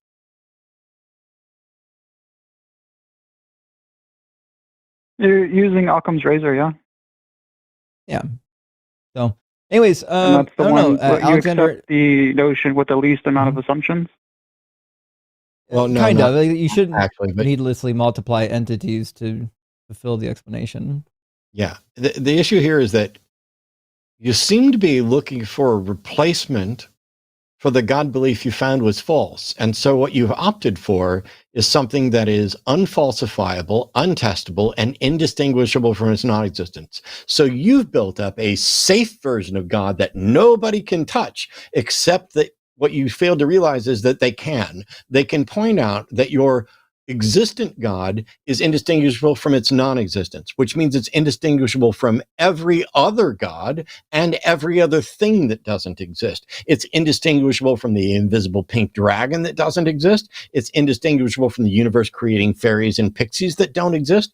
It's indistinguishable from its cousin God that splintered off from it long before anything existed. This is all nonsense. It is literally a completely incoherent concept. It is an excuse that people use to say, ooh, I can still say I believe in a God. And do you think this is going to fool the standard God believers around you when you say, oh, I think the universe is God? Do you think they're going to believe you believe in God? No, I'm not trying to fool anybody. I I believe think you're fooling yourself. Mine. Sorry? I think you're fooling yourself. Because you think there's something there I mean, when what is a acknowledging there's belief? not. I'm sorry, what? What is a belief? A belief is the state of being convinced that something is true or likely true. Without evidence, right? No, not without evidence. My beliefs are based on evidence. That belief, it's a belief is not, here's something I take without evidence. That is a belief based entirely on faith. Faith is the excuse do you people give when exist? they don't have evidence. When you have a belief that's supported by evidence, for example, my belief in the common ancestry is based on evidence, including the fusing of chromosome 2. My belief in the vaccine model of disease is based on scientific evidence that shows how diseases and viruses interact. That's evidence. Knowledge is a subset of belief, and it tends to be about beliefs held to incredibly high degrees of confidence, or in the case of philosophical definitions, justified true belief. But I don't hold beliefs without evidence, and I don't know why people would. Okay, but I understand. So what So if I say the evidence is existence, what kind of belief can you draw from that? Nothing. Existence is Nothing. existence. You haven't done anything to show that existence is God or anything other than existence. You keep trying to add So- something to something and being unable to say even what you're adding, and then acknowledging that adding it is indistinguishable from not adding it. So if something exists, what does that mean about that thing? That it Does has it have a creator? existence. Does it not have a creator? Like, how do you? You don't No, not in know. my worldview. So here's two things that existed: this cell phone Mhm. and the blade of grass out in my front yard. They both Right. exist, right? Yep. Okay. Are we in agreement that this cell phone had a designer or a team of designers and creators, right? Yes. Did the blade of grass? Yes. No. It depends on like Where people, is your yes, where the is your genetic evidence? I can GMOs, show people mountains grow. of no. They I grow. can show mountains. I can show mountains of evidence, which is why we came to immediate agreement on the phone. Where is the evidence that a blade of grass was designed? It's probably in the files at the factory that made it, because they sell that stuff in like rolls. You roll Oh. it out and they Alexander, grow it. And you are a Okay. fraud, wasting our time. I can't believe you trolled us this fucking long. Good job. I'm not trolling you. You are trolling me. Well, Grass isn't You're made not in a now fucking because we dropped factory. you. Good job. That Grass guy is is designed and not made in a factory. serious.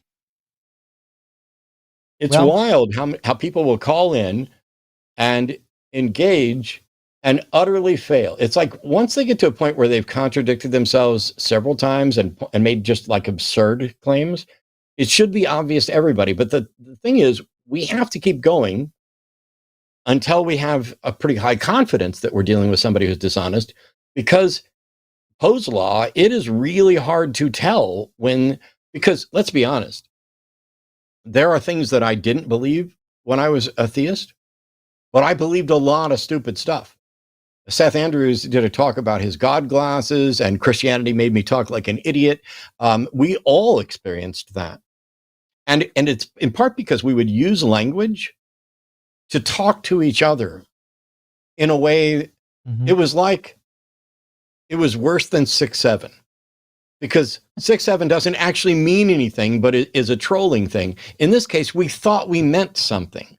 And so it's like, oh, I really felt the spirit yesterday. Oh, and I think Satan was coming after me yesterday, and I really was struggling. And I prayed, and God just washed over me immediately, and I felt so much better. And I don't even understand these godless heathens out here. Have they never bothered to ask God to help them, to reveal himself to them, anything? It was instantaneous. It was overjoyous. Praise God. I can't wait to go back to Sunday in my Sunday best and tell everybody else around me, because it's 100% performative. Mm-hmm. Matt, I got to tell you, when I was a senior in high school, I tried to convince my class that the mark of the beast was a microchip. So that was the real thing that happened. The reality is, your religious beliefs will make you do dumb things, and you don't see it until you're out of it. Anyways, we got Norn Iron John back in the queue all the way from Scotland. And Iron John says, Dear United States, please stop shouting at each other and listen. Walking away from family members over political beliefs needs to stop. Well, welcome to the line, Norn Iron John. You're talking to Matt and Justin. Can you elaborate a little bit on what you're suggesting here? Hi, Justin, Matt. Just wanted to check. Can you hear me? Yeah. Mm-hmm. Yeah. Yep. Cool. That's fine. Yeah, it was. As the name suggests, I'm actually from Northern Ireland. I just live in Scotland now, and there was a caller on earlier, and he's very symptomatic of what I'm seeing in the popular discourse of so-and-so, I can't talk to so-and-so because they're a Trump supporter, they're not listening to evidence, blah, blah, blah, blah, blah. And it's, there's the likes of multiple popular YouTube channels on both left and right be rating each other, and we're not going to deal with this, and so on and so forth.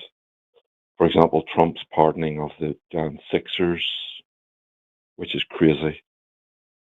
It's crazy. Sure. How can you say that? You're telling us not to shout. Which is worse, by the way, there, John? I'm sorry, John. Which is worse, shouting at the people who are supporting war, genocide, suspension of due process, increased disease, destruction of healthcare, reducing education, destroying national landmarks, and destroying the economy? Which is worse, shouting at them after they don't listen the first 50 times, or going to war? So my point, Matt, was that I'm sorry. Which one of those is worse?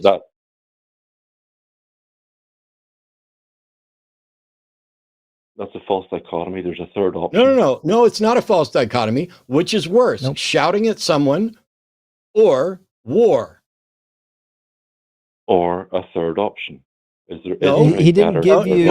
No, He didn't give you only I'm two asking choices. you which one of those two is worse. If you have a third option, we can get to that afterwards.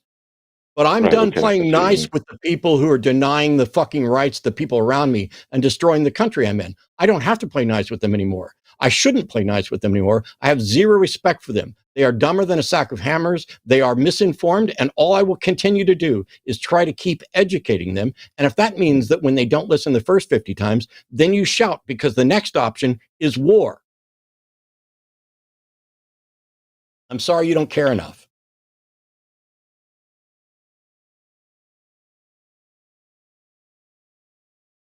Okay, Matt, I'm sorry. John, You should be. Thanks for no. I'm sorry. I was genuinely trying to call in and explain that I have seen from first-hand experience a country ripped apart by people shouting at each other. Okay. And people literally blown up. You know what? You're a liar. Because you're a liar because you're a liar because no country's been ripped apart by people shouting at each other. What's happening is some people are marginalizing other people and violating their rights and destroying the country, and other people are standing up against it. And then it turns into a shouting match. And it's not the shouting that destroyed anything. It is the actions that destroyed anything. Fascists are taking over my country right now. What do you think we should do? I think you're doing the right thing about educating and trying to educate. But I'm just trying to say to anybody who wants to listen, don't cut the other side out, because at the end of the day, what you end up with is the only good Protestant is a dead Protestant. Fuck off, John. Catholic is a dead Catholic. Fuck off, John. Nobody is seriously doing that. There are people who are setting up boundaries for their own mental health after years of being consistently marginalized. I am labeled a domestic threat, a violent extremist, by advocates from the government and surrounding the government within the Christian nationalists. My partner is thinking of fleeing for her life. Please tell me why I should be fucking nice with the bigots who voted for this shit 3 fucking times and will not stand up against what's happening.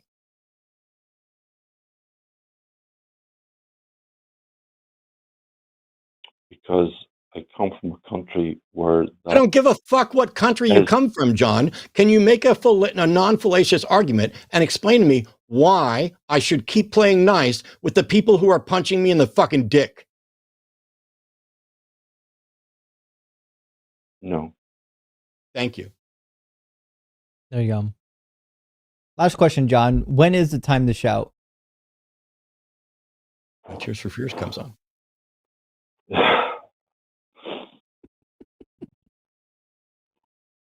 That's what we need to know, John. Because if now's not the time to shout, as fascism is taking over, when is? After it already takes over?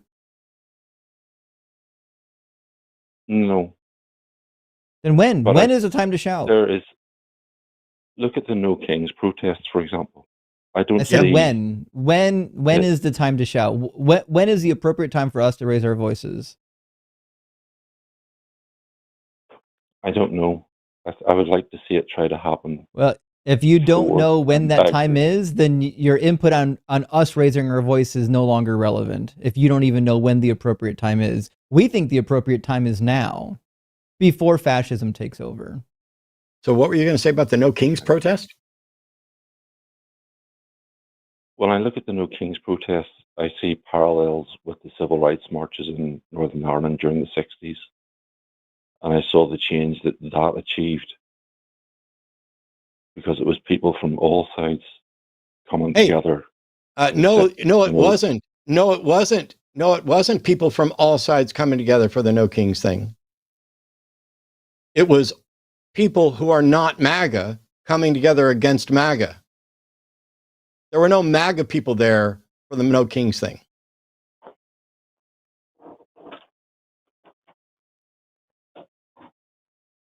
Okay, so let me put it this way: it was people, reasonable people, coming together. Is that a more fair statement?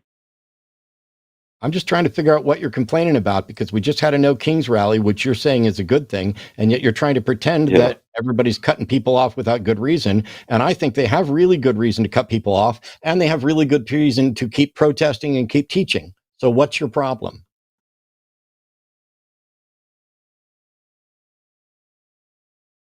It's a concern that I just feel, and I can see. I've watched since 2015, 16. Wow. There it's become, the political discourse on both sides has become more. Go and fuck more yourself, John. You polarized. say both sides one more time and I will ban your ass from this fucking show. Okay, that's fine. I don't have anything to contribute then. I'm sorry for wasting your time. Thank you. Well, he was There are a honest group at of the end of the call, at least. There are a group of fascists who are taking this over. And what's happening is, while the Democrats are bad, they're not the worst ever. I'm not a Democrat. I want better candidates. For me, the Democrats don't go fucking left enough. But largely, I want better candidates. And I don't give a shit what party they're in. This isn't Republican versus Democrat anymore. There are Republicans who are still relatively sensible that I can get along with. But don't do this both sides bullshit when one side is enriching billionaires, is bankrupting farmers, is taking healthcare, is destroying our economy, is destroying people's rights, is targeting trans people, is going to be targeting queer people even more so in the very near future, is going to be going down the traditional Christian nationalist route, including potentially taking away a woman's right to vote after they've taken away a woman's right to choose, and other things like that. Let's not pretend that when someone is punching you in the face, that yelling stop means you're now part of the both sides. That is fucking stupid beyond measure. If you're beating somebody over the head with a stick and I take your stick away, I didn't violate your fucking rights. I didn't marginalize you. And I wasn't the instigator and I wasn't contributing to both sides. It's called justice. And I'm sorry that you dealt with a number of other things elsewhere, but this is here and now. And while you've been paying attention since 2015, clearly most Americans haven't been paying enough attention since 2015, or we wouldn't have elected this fucking orange turd again. Meanwhile, he's enriching himself. He's made billions and billions of dollars. And this we're not even through his first fucking year yet. And he's tore down the East Wing of the White House. He is killing people. And I don't just mean through all of his policies and putting idiots in charge of things. I mean, he's actively blowing up boats out there and saying, we just get to do it. I'll do whatever I want. He's grabbing America by the pussy and he's grabbing the rest of the world by the pussy. And the only people who have Trump by his pussy are Vladimir Putin and maybe one or two others. But he's still got some clout to throw around. But don't call in and pretend like, oh, it's just this constant political discourse. It's been ramping up. Yes, because the violations of our rights have been ramping up. Go back and look at me in 2016. Was I using the word fascist as much? Nope. Was I calling out as many of the problems then? Nope, because they hadn't started ramping up. They were still early on. I still thought that the Supreme Court was going to hold and that precedent was going to hold. I still thought that we were going to maintain abortion rights. I still thought that we were going to maintain all kinds of stuff. All of that is fucking gone. And we got a bit of a reprieve when Biden was elected. By the way, every single aspect of this, right down to the economy, was better under Biden, no matter how awful you think he was. Everything is getting worse. Everything is getting more expensive. All your rights are diminished. And every single one of you that voted for the leopards that eat your faces, you deserve to be mocked. And then you deserve to be helped into a new world that is better. Take your fucking licks, acknowledge that you did something stupid, that you said something stupid, that you voted stupid, that you voted against your own interests because you were hateful, because you were misinformed, whatever, and then change and move on. Until then, no, sir. I'm not going to stop calling out fascists no matter how loud I get. Very good. And we've got Brandon in the queue, a theist from Texas. We'll bring up next. Brandon would like to talk to Justin and Matt if both of them have an answer, particularly for a question on Isaiah 66. He's still loading. We'll have him just in a second. I'll have to look Brandon, it up. welcome in. Remember Isaiah 66 off the top of my head. Is that the version? Yeah, I already. No, he's going to talk about how the nation became rebirthed in one day, most likely. That's usually where people go with this. But Brandon, welcome to the line. You're talking to Matt and Justin. You want to flesh out your question on Isaiah 66?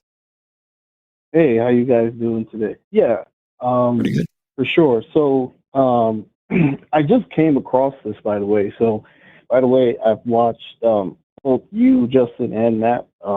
Even though I'm a theist, I look to be fair and to, grow in knowledge and try to not fall into cognitive dissonance, even though I do have faith in God. So, I think you guys are pretty good and pretty well informed. So, besides that, for Isaiah 66, basically, what I wanted to ask both of you guys. So, in the reading, and we can read it too, I can pull it up on my phone. I believe it talks about the Israelites or the Judeans, one of them, coming back from exile, and with them would be Gentiles coming back, and those Gentiles would also be a part of the Levitical priesthood. And for me, I saw an argument the other day about how that relates to the priesthood of the Catholic Church, in that, in our priesthood, you have Gentiles, obviously. So I don't know if that's something that you've ever been privy to, Justin and Matt, but I just wanted to hear your opinion of it or your own interpretation of Isaiah 16. So you mean 66? Yeah. 66. I'm sorry. I'm sorry. The passage you want is going to be 66:21 typically, when it says, I will take them, some of them as priests and Levites, says the Lord. And this is after the new heaven and new earth. So you need to make this in the right chronological order. So Isaiah 65, we're told about the new heaven and new earth. And then we begin more talk about the ingathering. And then in the new heaven and new earth, we hear about some of the end results. Like, for example, the Gentiles coming to worship alongside of the Jewish people. But this is where it's important to understand the rest of Isaiah and also the other prophets like Jeremiah, which we'll touch on in a second. So in Isaiah, after the ingathering of all of the Israelites, we do. In Isaiah 54, it talks about how the Israelites are going to be joined by the foreigners, and they're going to do what? They're going to obey the Sabbaths, and they're going to bring actual sacrifices and offerings on the table in the altar. And this is something that is contradictory to the New Testament. The New Testament says that you don't have to obey Sabbaths anymore. You don't have to bring actual sacrifices or offerings anymore. But the reality is, everything in the Old Testament says otherwise. And this was supposed to happen after the Babylonian exile, by the way. This wasn't supposed to happen 539 years after the exile. In fact, if you go to Jeremiah, it talks about the ingathering in Jeremiah 29. It says, for thus saith the Lord, only when Babylon's 70 years are completed will I visit you, and I will fulfill to you my promise and bring you back to this place. And then we can read further in Jeremiah 33, the ingathering and then the Messiah being installed. But all of this was supposed to happen directly after those 70 years expired. And they expired and nothing happened. I see. So that 70 years was the exile time for the people of Judah when they were in Babylon, correct? That's right. 605 to 539. So the reality is the prophecies in Isaiah 66 aren't really even relevant because they've already been failed.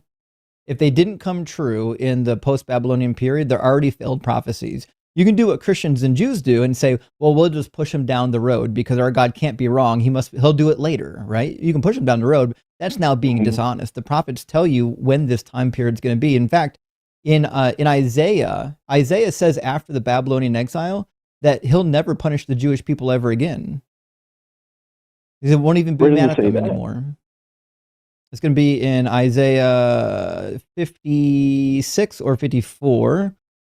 But it says just like the days of Noah is how it starts out with. There we go. It's 54:9. This is like the days of Noah to me, just as I swore that the waters of Noah would never again go over the earth. So I have sworn that I will not be angry with you and will not rebuke you anymore. But we know what happened to the Jewish people. They got their butts handed to them by the Greeks and then by the Romans.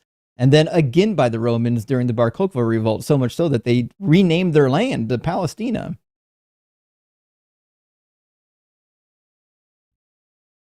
Well, my head is wrapping around this Isaiah 54 verse 9. Because, yeah, you have a good point. It does say that. Just as I swore the waters of Noah would never go over the earth, so I have sworn that I will not be angry with you and will not rebuke you. Right. So I'm wondering. This is. No. Go ahead. Mine's a sidetrack. The last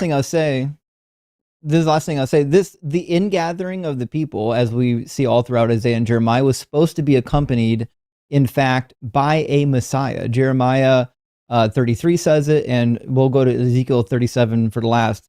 After the ingathering, it says, "My servant David shall be king over them. They shall have one shepherd." So that's the north and the south finally reunited.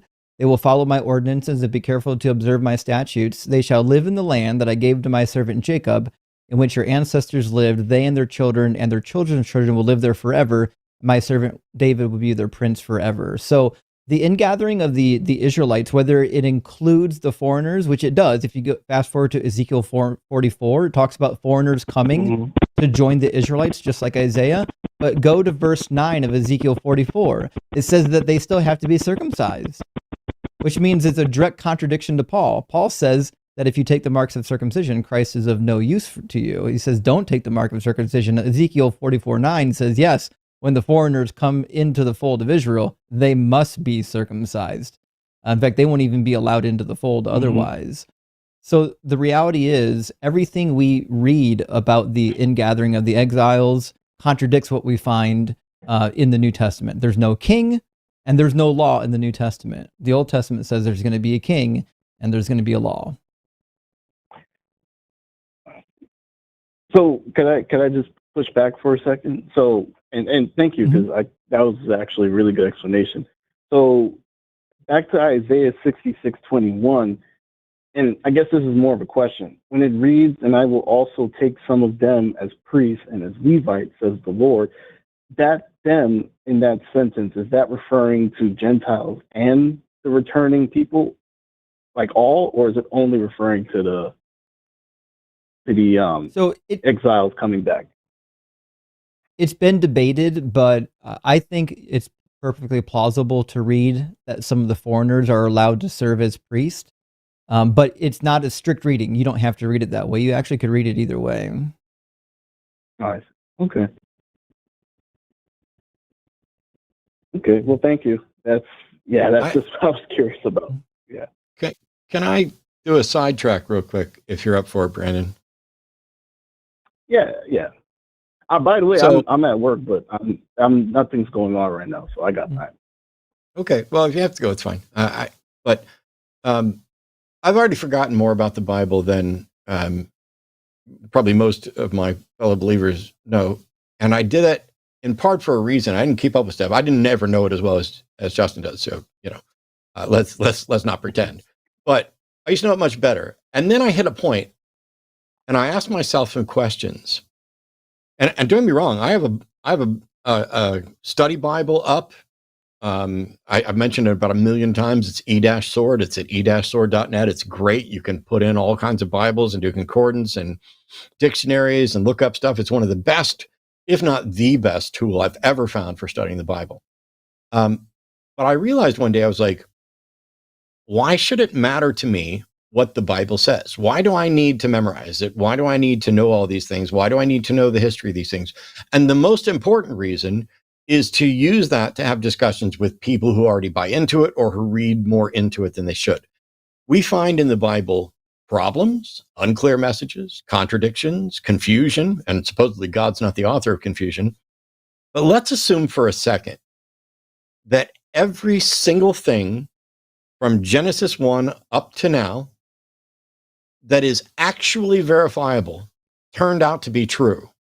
Would that tell us whether any of the rest of it is true?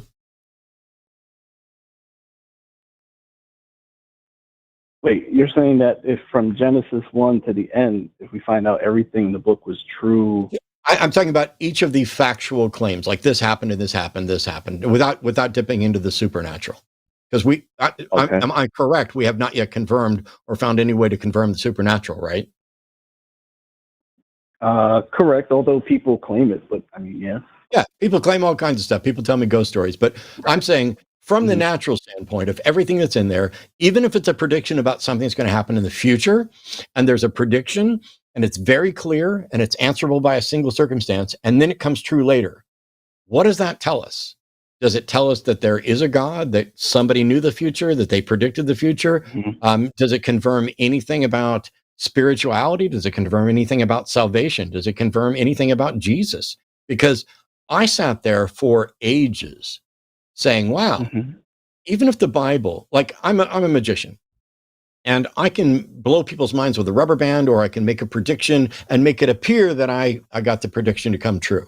I don't think there's trickery involved here in the Bible. I think there's people reading into it and seeing things, because these predictions are often non-specific. They are subject to interpretation.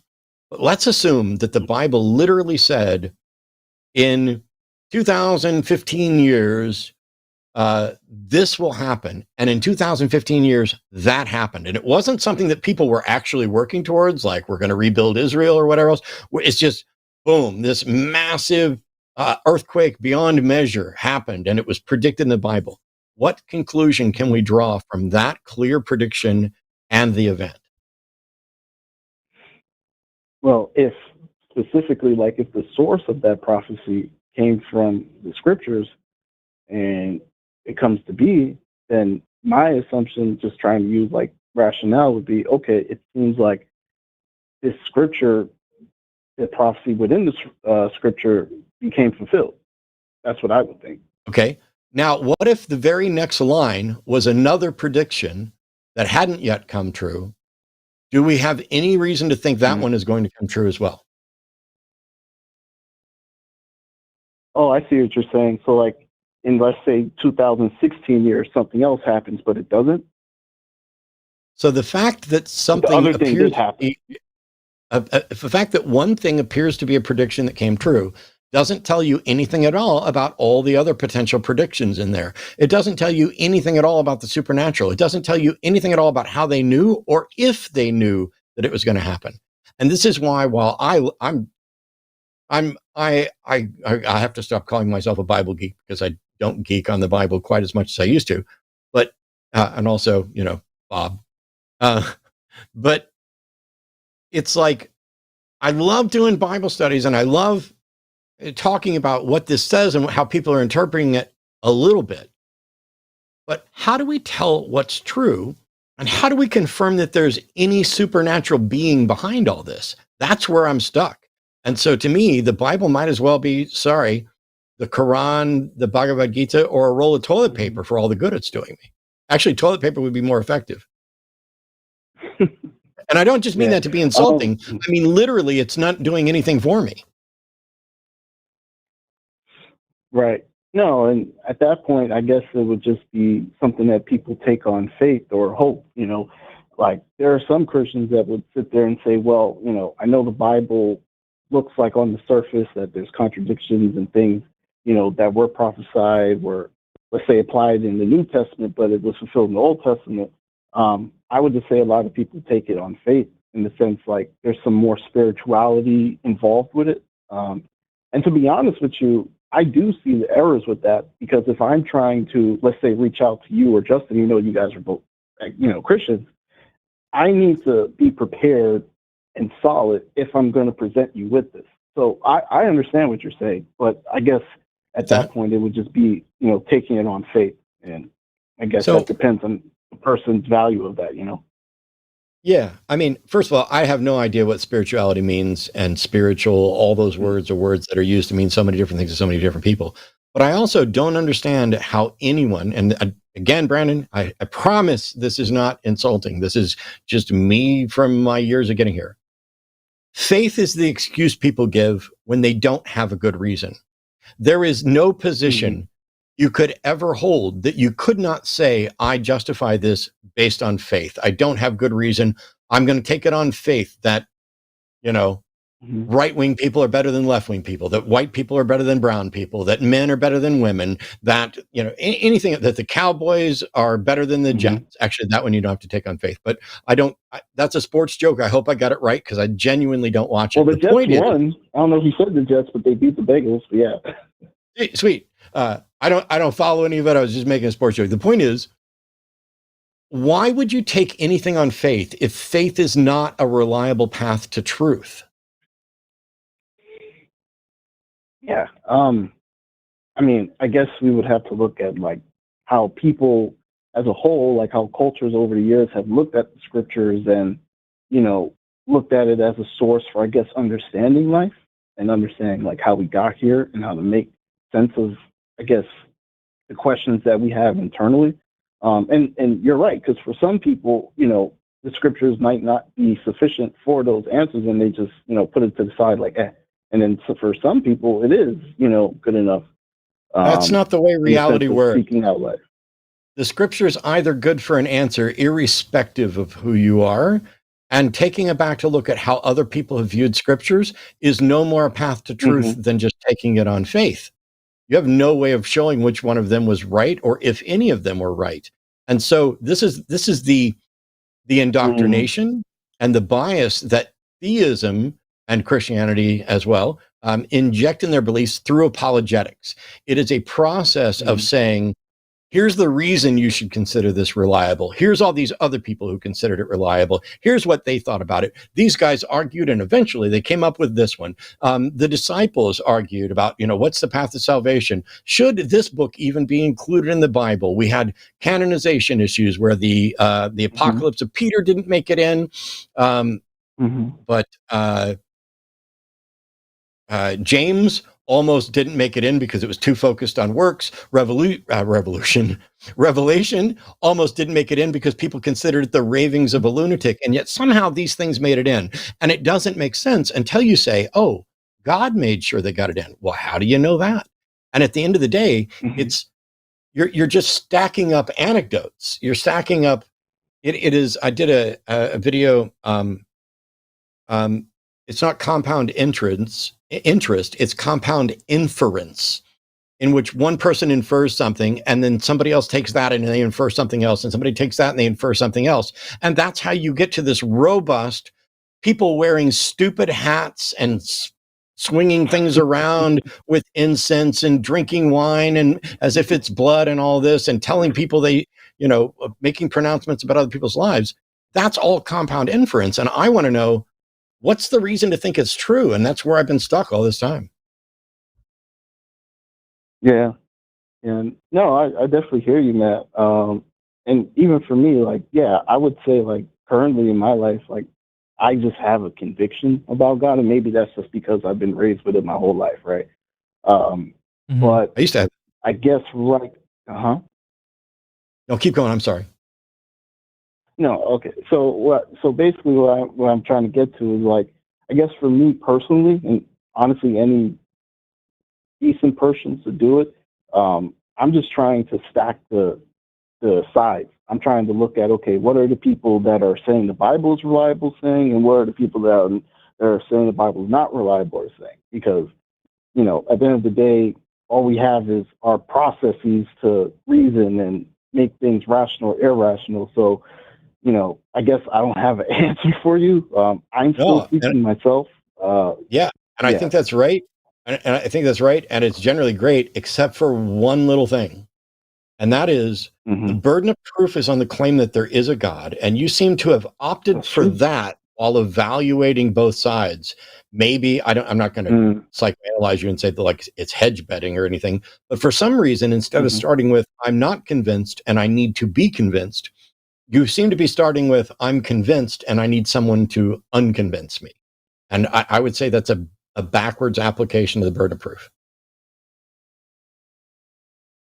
Actually, that was the first stepping stone in my deconstruction process. I was a Christian and I was online discussing these things with atheists like you were. And I made really good friends with an atheist that said, Justin, the problem in your logic is that you're assuming that Christianity is true until somebody proves it wrong. But have you considered that maybe you should ask yourself, can you prove it to be right? And it turned out that I couldn't. And that bugged me for a long time because he said, go read the Bible again.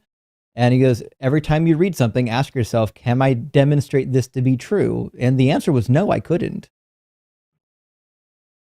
Like right from Genesis 1.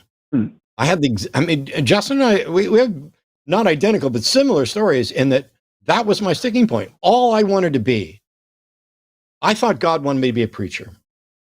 And so did my parents. And so did the people in my church. So much so that when I did a debate on the resurrection against Mike Lacona here at Austin Baptist Church, people from my childhood Baptist church came down, deacons from that church, to ask me what happened. We thought you were going to go on to great things for the Lord. All I wanted to do was do what God wanted me to. I rebelled against that for a period of time. I thought God wanted me to be a preacher. I was terrified of public speaking. I was terrified of being in front of a crowd. I did not want to be in charge of anything. And I left and I joined the military. And I was in the military for 8 years. And that changed me a lot because I had to interact with people who I disagreed with, people who didn't have the same background as me, people with different religions, different cultures, different races, different creeds, everything, different sexualities. And it was eye-opening to come from that sheltered background in rural Missouri to, hey, there's a big world out here. But I still was a believer. But I kind of set it on a back burner. And then I went to work in the tech industry. And I built up a great career, going from self-taught QA tester to lead engineer for workstation motherboard production for Dell in a span of 3 years, something in the neighborhood of 3 years. And then it all got taken away. And I thought God was punishing me for not becoming a preacher. So I said, okay, I give up, God. It's clear I've gone to strip clubs. I've engaged in stuff that I shouldn't do, that I know I shouldn't do. I'm a sinner. I focused on my career. I focused on the material world. I did all of these things and I did it to avoid doing what you asked me to do. You wanted me to preach. Now I'm doing it. Help me. And as it turns out, the best Christian I can be is a godless heathen exposing the problems in the rationale and the theism. I'm sorry, there's something weird with the audio on the phone. I heard it too. Anyway, that's how I got here. And I never wanted anything else other than to do what it was that God wanted me to do. And then it turns out God doesn't seem to give a shit. And nobody has been able to offer any sort of justification for any of the claims. And it goes right from Genesis 1, right down to, ooh, bats are birds, nobody cares about that. I think I called Sam Harris out because when Sam wrote his tiny little book, Letter to a Christian Nation, he included this chapter on how the Bible says pi equals 3. No, it doesn't, Sam. Sam and I have talked about this before. It talks about a well and it gives rough measurements. And if you do the calculation, it looks like the Bible says pi equals 3, but the Bible's not making a statement about pi. It's describing a well. And you know what happened? Christians got together, and Jews probably too, and they constructed a well in a computer, but I mean, you could have built it in person, where because there's a thickness to the band around the well, and you might have a lip out of it, that you could get something that was 10 cubits across and 30 cubits around. And because you're measuring in two different ways in two different places. So there's a way that it even makes sense, but that doesn't prove the story is true. And it still doesn't mean that the Bible isn't wrong about pi. It's just the Bible wasn't talking about pi. And with all the things wrong in the Bible, it's the fact that still irritates me so many years later, that Sam spent so much time in this tiny little book talking about something that was actually just fucking wrong. Anyway, sorry, I gave you an extra sermon, Brandon. I can't help it. Extra sermon for a Sunday. I don't get to do them as often. So you guys made a good point. So it's like, and that's a good point earlier that y'all made about, I already affirmed this thing, and so I need someone to disprove it, where in reality it should be the other way. It actually makes a lot of sense, because I think for the most part, I need to be proved of something before affirming it. Yep. Right. So, yeah, if somebody said the Quran is true, you'd be like, well, give me the proof that the Quran is true, rather than starting with the assumption that the Quran is true. No, that's true. That's true. Yeah, I think I'll take that back with me in my studies and probably see if I can reach back to you guys at another time. But yeah, thank you guys so much for your time, though. Please Love do. to hear from you again. Thank you very much, Brandon. Thank you. Cheers, buddy. Well, Brandon was a nice guy. It's a shame he's a Christian. It's amazing. It's amazing how when we start the show and we say, hey, if you're willing to call in and have a discussion and answer questions honestly, there's not going to be any muting. There's not going to be any yelling. There's not going to be any problems. And you get Brandon, by the way, not an atheist now. And Brandon could very well go off and find a justification for his Christianity and come back to us. But you know what? At least Brandon understands what he should or shouldn't come back with based on what should or shouldn't convince someone else. Because, for example, if God reveals himself to me tonight, I'm going to be going live tomorrow to everybody in the world. And what I'm going to be saying is, I know you guys are going to hate this. I know I'm going to sound crazy. I am no longer an atheist. God revealed himself to me last night. However, I cannot demonstrate it to any of you. God did not offer me, assuming God didn't offer me anything. God didn't offer me anything that was a valid and sound argument for any of you. There's something that changed within me that is necessarily first-person experience that is absolutely useless for all of you. Because that's what an honest interlocutor would say about that. Just like, I know I'm hungry and you don't. I know how I felt about this and you don't. You might make inferences and you could be close and you might even be correct, but you're not me.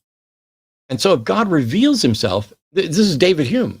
Revelation is necessarily first person, and to everyone else it's hearsay. And to everyone else, I will add, it should be treated as hearsay at best, because it might not even be hearsay. It might be a complete fucking lie, because I don't care. I can't tell you how many times I've been in church and known someone is lying to my face about their interaction with God. And not because I had a different one, although that is one of the best arguments against Christianity and other religions, is the argument from inconsistent revelation. That if in fact there was a God with a significant and important message, why would we have over 1,000 denominations of Christianity that disagree on every single thing, including whether or not Jesus was a man or holy God or partially God or whatever? I mean, this is, Arians and everybody else argued about this stuff. We are living in the Christianity that won out and modified. We are not necessarily living in the Christianity that is in any way true. Yeah, 100%. Well, we've got two people in queue, John and Maureen, and one in maybe in the screening room soon. So let's grab the top of the queue. We'll grab John from New Hampshire. John wants to talk about atheism is not a faith, but Donald Trump is treating it like one and threatening people who are not Christians. And I'd love to hear Matt and Justin's opinion on that. Well, welcome in, John. You're on the line with Matt and Justin. And you want to flesh out your position a little bit before we respond? Yeah, go ahead and ask me a question if you have one. Sure. What's Hello? your epistemological foundation for your claims? No, I'm just joking. It sounds like you just want our take on atheism being treated like a religion. And to be fair, if you're somebody who doesn't engage in atheism and religion as a study, you could come to the conclusion that atheism is a belief system if you're just not intelligently thinking about something. That being said, it's obviously atheism silly is not that a belief atheism... John, I'm interrupting you intentionally. Okay, well, I'm going to mute you intentionally, John. Thank you for demonstrating that even atheists are occasionally garbage and need to be muted, despite what we said. What Justin said was that you could come to that conclusion, and you immediately interrupted in an incredibly rude way to say, no, that's not what it is. I would generally agree with you that that's not, in fact, what it is, but that's not what Justin was saying. If you're going to participate in this call and hope that it goes remotely fucking well, please try to listen, be honest, and stop interrupting. It's never going to be your show. Here we go. Let's try again. John, welcome back. So, John, what I said is you could come to that conclusion if you're not thinking about it critically or intelligently, which is clearly the case. I'm not agreeing with the claim that it's a religion, obviously. Right. Yeah. So I think let me go back to my YouTube channel because let's not go back to your YouTube channel. I'm going to mute you again because now I'm in a mood. Justin just explained to you what he was saying that you so rudely interrupted to tell him he was wrong. And now you say he's right. I need you, when I unmute, to apologize, take a breath, and then continue with what you wanted to say. And that really needs to happen. All right, I heard the beep. I apologize. And thank you. I think that what I was trying to say was that religion, atheism is not a religion. I think that's kind of the claim here was, the question was, is atheism a religion or something to that effect? And no, atheism is not a religion. Atheism is simply John, who are you? Who are you debating? You got two guys on stage that agree with you. It's not a religion. Who are you debating I know right exactly. now? But also, well, here, all right. So here's, I respect the two of. But also, I respect. But you'd respect me more if you waited a second. But also, John, you got to. Do you realize that atheism has the same exact protected status as any religion because of the First Amendment, not commandment, First Amendment of the United States that allows for freedom of religion, and that includes it to be considered in the same class of things? May I ask you, what are the beeps that I'm hearing? Are you muting me and then unmuting me? The beeps are muting you and unmuting you. Okay. Yes, I believe that I understand that atheism is protected under the same class. What I want is, I respect both of you so much. Please understand that. And I want your opinion on, I'm not going to swear, but what the F is Donald Trump doing in the White House? Tearing down the East Wing without respect to anybody's opinion. Because are you fucking kidding me? If you don't, are you fucking kidding me? I've complained about it multiple times over multiple shows now. What is it you'd like to know? I think it's an abomination. I think historical preservation societies are coming after him. What is it you'd like to know? I am reaching out to you to ask. I guess I've missed your opinion on it before. I know that you feel the same way I do, and I feel helpless. Okay, John, I no longer give a fuck about your respect. You've missed my opinion that I've stated multiple times, including twice in this show. And now you're saying you know I agree with you. If you know I agree with you, why did you call in to ask me about it? I'm sorry to waste your time, Matt. Thanks. John, if you need validation, go to therapy. This is not the place for it. Okay. Thank you, guys. Thanks, John. Okay. Have a good one. Okay. Well, one call down, one left to go. Maureen is next in line. Guys, if you're watching the show right now, there's still time left. If you want to call in and debate these two talking heads, the number is 720-619-2288. We'd love to hear from you, no matter what God you believe in. But we're going to grab Maureen next. She's an atheist. Says objective and subjective morality, seeking clarity on understanding, feels like she's confused on the matter. Maureen, you're on the line with Matt and Justin. Do you care to flesh out your position at all? Yeah. My understanding of subjective morality is that it's morality that we ourselves come up with, that we decide on through our thinking, through intuition, whatever. And objective morality is a morality that's handed down by God. Is that right? Not quite. Well, no. Okay. The first part I'd just say is right. Objective morality is not handed down by some mind or decided by some mind. It is a non-subjective, not a product of a mind, fact about reality. But if you're a Christian who believes God made everything, then isn't that kind of like saying it? So no, there's a couple different models. I've talked about this a bunch. Let me do a quick one and then get thoughts from Justin, because I'm tired of hearing me talk about it. But there's a number of different models within Christianity. There's divine command theory, that something is moral because God says so. Okay. That I would say makes it closer to straight up subjective. But there's another model, which is that morality is that which is consistent with the character of God, which makes it non-subjective, because God's character is what God's character is. It's a bit of a bait and switch, but at the end of the day, nobody has any demonstration that there is a God or that there is an objective moral source at all.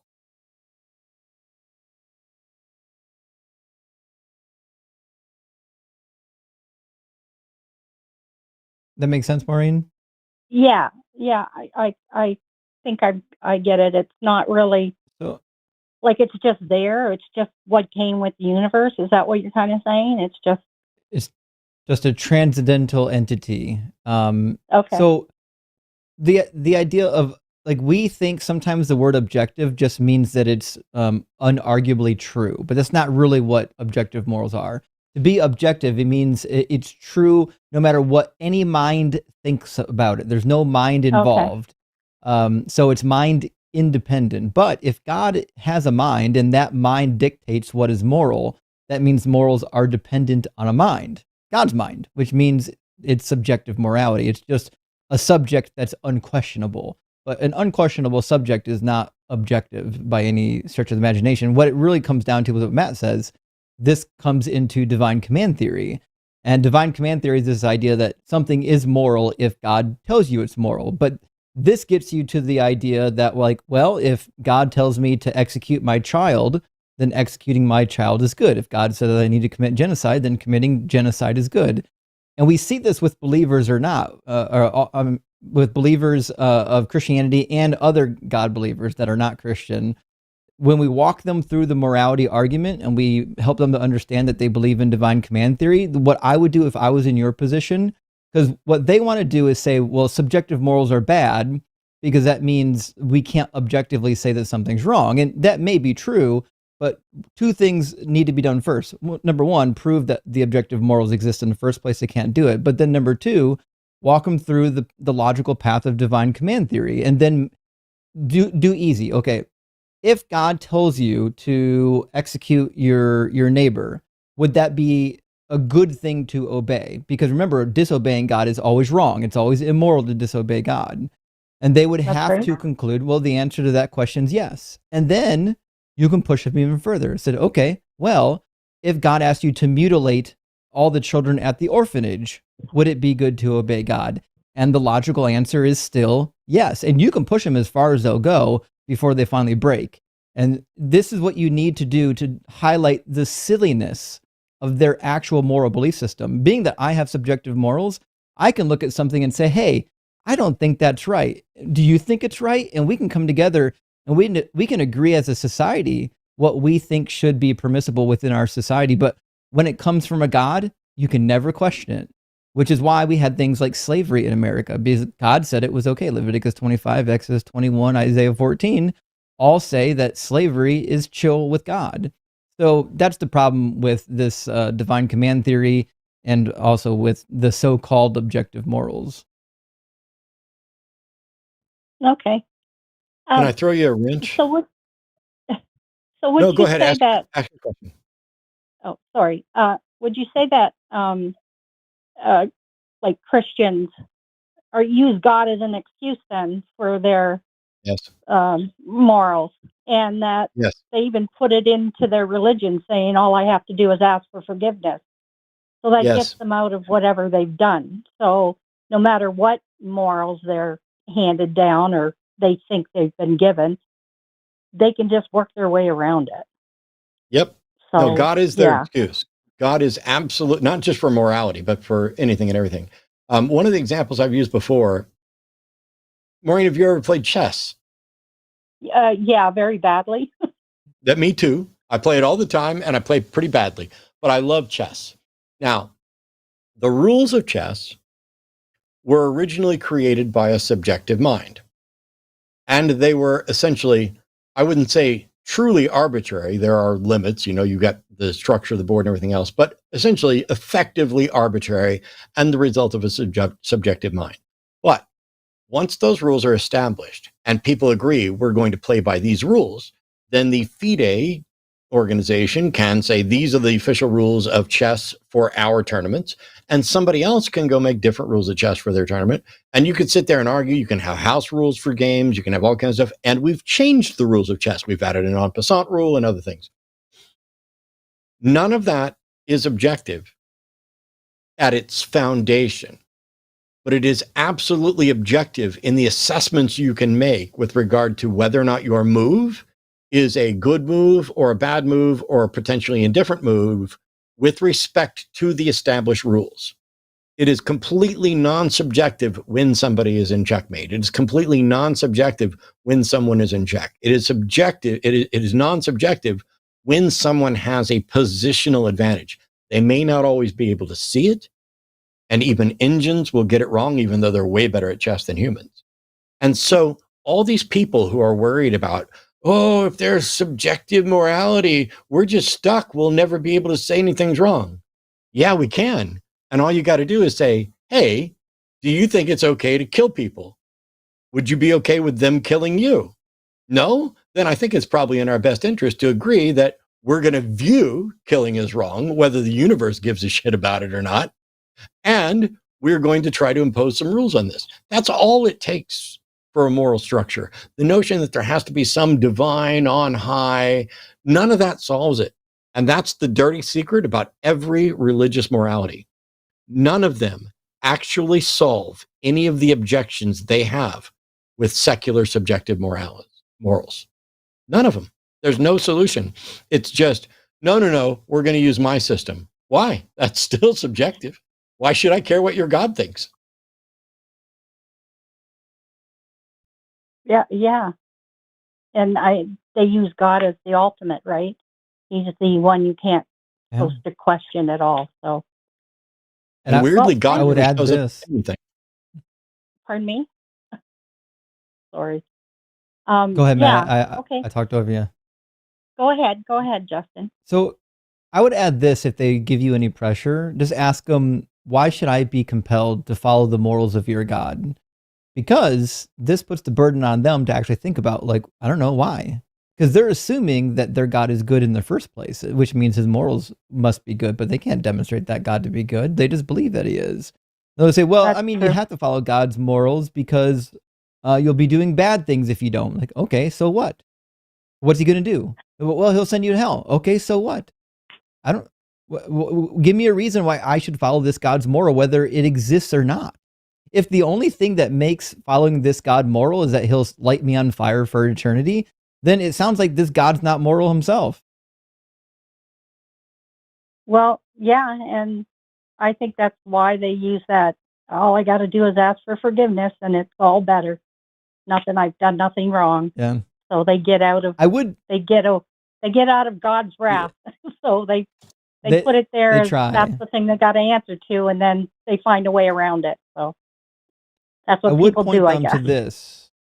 I would point them to Jesus. Jesus says, when you come to the altar, if you have something against a brother, leave your gift there and go make up with your brother, and then come back to the altar. And Jesus also says that give or forgive as you forgive, you will be forgiven. So I would remind them that even in their worldview, if they don't reach out and try to make amends with the person that they harmed, they're not going to get forgiveness anyways. They're chasing their tails. They're screwed. That's true. That's true. Okay. Well, thanks. This makes it a lot clearer for me. I appreciate you guys taking my call. Absolutely. Thanks, Maureen. Good to hear from you. Good to hear from you, Maureen. Okay. Thanks. Have a good day. You too. You too. By the way, before we move on to this this next call, there are still, we've got like 30 minutes. I have no idea how long this next call is going to actually take. It could take 5 seconds. It could take the entire 30 minutes. But if you want to get one last call in before we have to turn you over to inferior programming, you've got a little bit of time left. And also, it's worth reminding people that we managed to raise a bunch of money. I don't even know the final tally for the Secular Student Alliance. The Secular Student Alliance is an organization because there are groups like Campus Crusade for Christ, or CREW, as they stupidly decided to call themselves, where college students, and in some cases, high school students, have support from churches and religious networks, and they have their religious community on campus. And while they are absolutely free to do that, they don't get specialized favorite treatment. And so it's worth it to make sure that we have spaces for secular students or non-religious students to interact with each other without being accosted by this, just the same way that we need things like the Secular Therapy Project and Recovering from Religion.org. There are a lot of organizations out there. We've done really good work for the Secular Student Alliance and for Recovering from Religion as well. I want to take this moment before we get this next call to say a huge thank you, not just for what the followers and supporters here at the Line Network have done for my improved mental health and my general improved life in this absolutely bizarre world that I find myself in. Like, the number of times I've entertained the notion that I'm in some kind of fraudulent simulation and being fed lies is staggering for an otherwise sane person.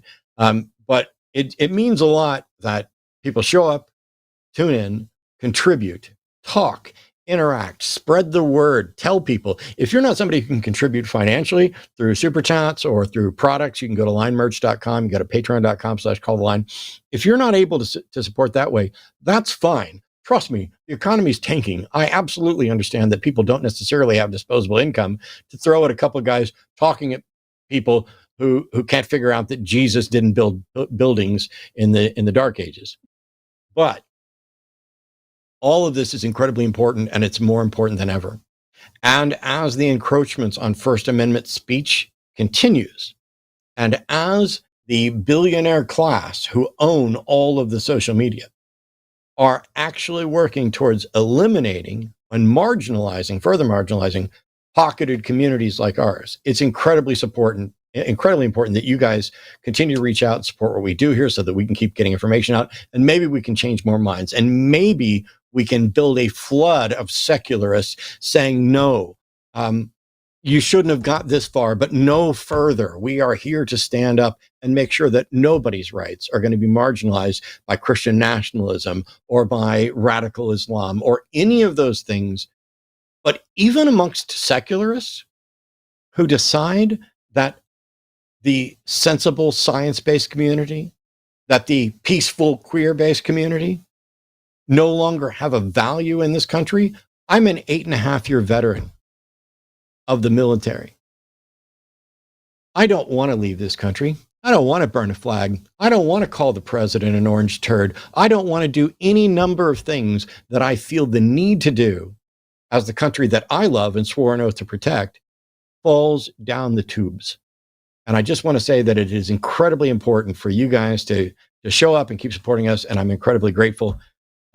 Justin, we've got at least one more caller. We'll see how this goes and whether there's another one.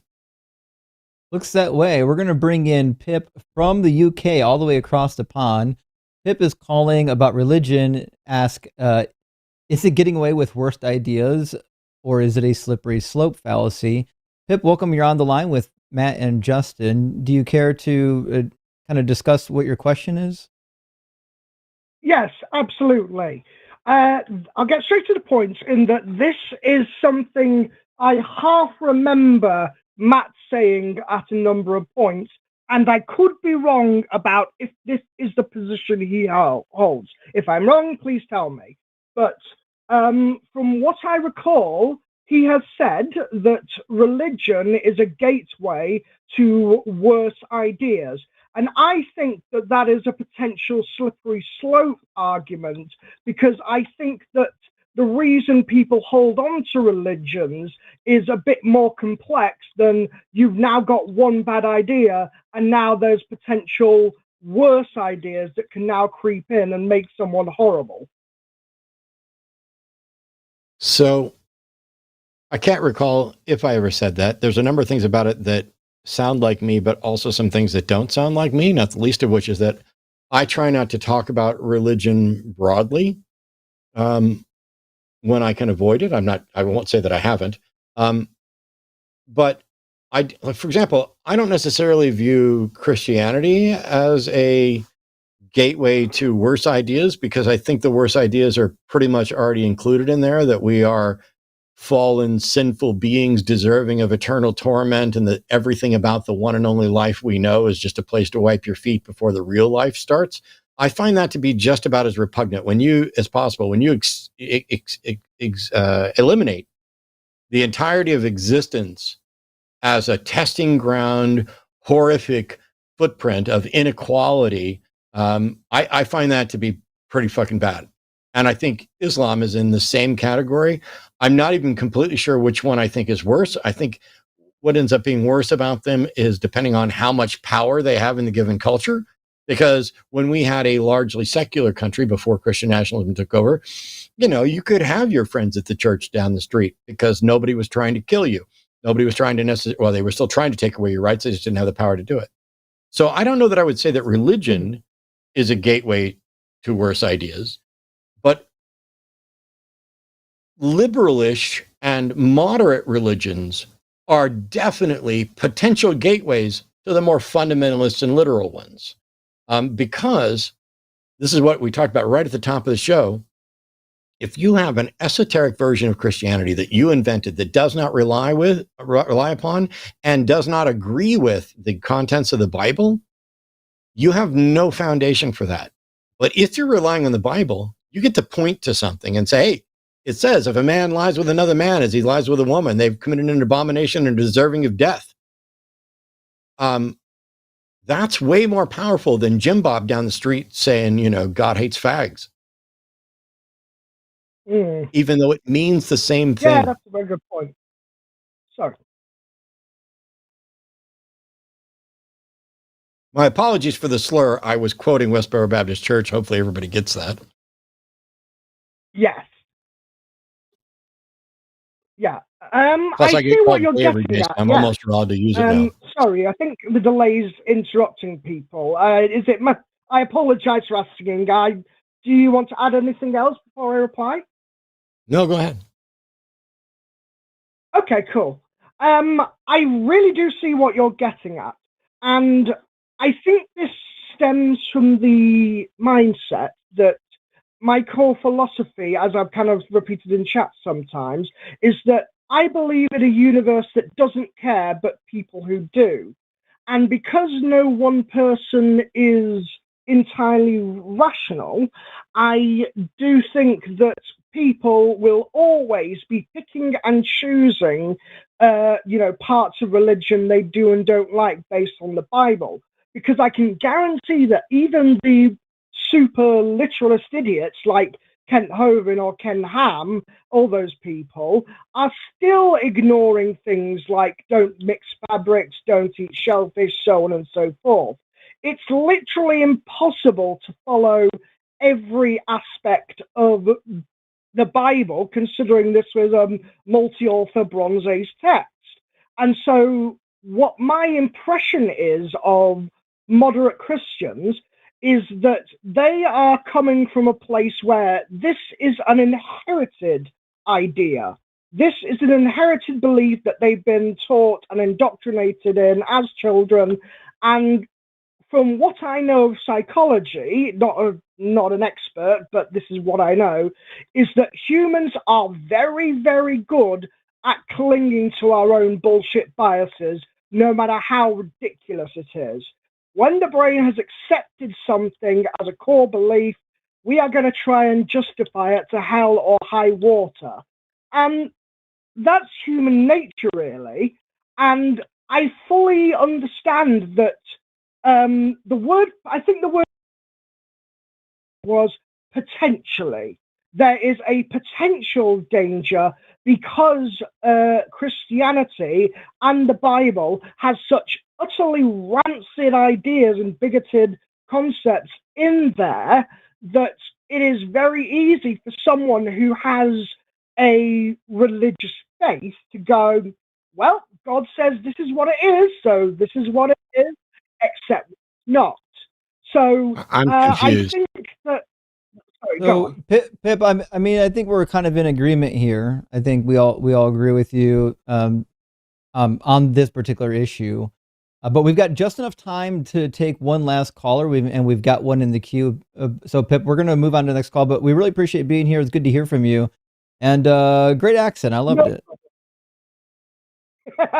Thank you very much. Well, it's been lovely talking to you, and I'm glad I finally got this off my chest. Good luck with the next caller. Absolutely. Have a good one.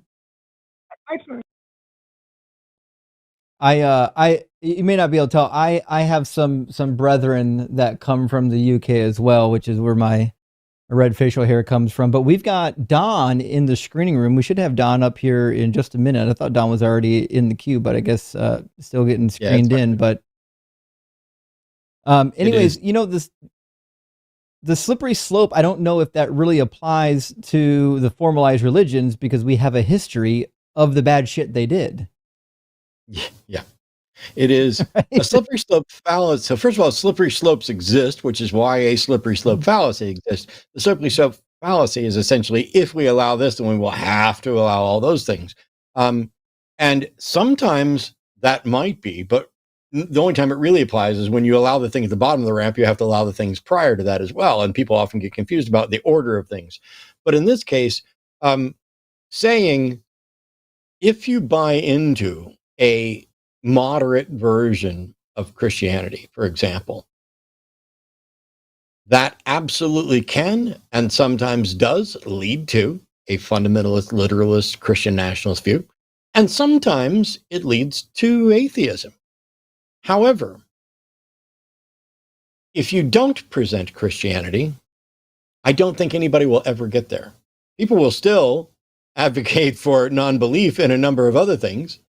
But if we removed every copy of the Bible and wiped everybody's mind of Christianity, and by the way, let's wipe all the science too. The world will recover on the science, and I see no good reason to think that Christianity will ever reappear even close to the current form. Now, there are some things that will probably happen fairly similarly, because if you look at the different religions, and not just the Abrahamic ones, but religions across the board, these are about stories that people are telling to try to better understand the world they live in, to try to answer questions they don't have, to talk about their fears, to talk about their family history, and tell the biggest fish story, and why the fish from their religion are way better than anybody else's fish. And they didn't even have to use real bait. They could just stick the hook directly into the water and the fish just came right up. You teach them how to fish. Woo, we can tell all these cool stories. And the thing is, we love stories. I mean, I watch a lot of movies. I read a lot of books. I don't read as many books as I used to, but I do. We love those stories. We scroll stories. It's just that too many of the stories most people are reading are that long, with 23 words at most. And they're, I got the entire gist of it. I know the actual idea. I understand now. And the truth is, you probably don't. Because consider, for example, the Bible.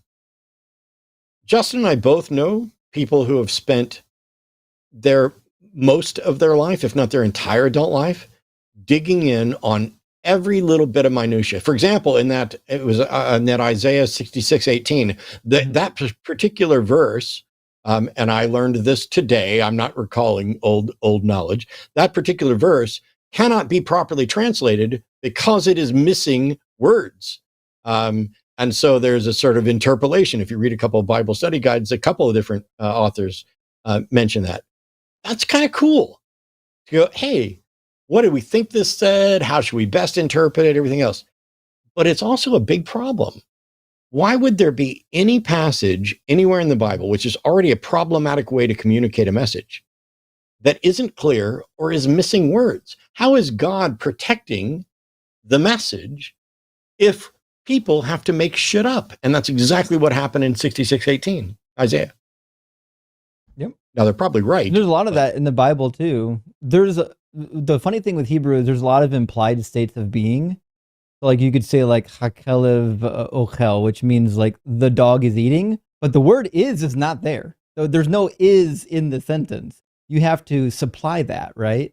And so in Hebrew, there's lots of different things that the reader has to supply because it started as a spoken language before it was a written language, and it took a long time.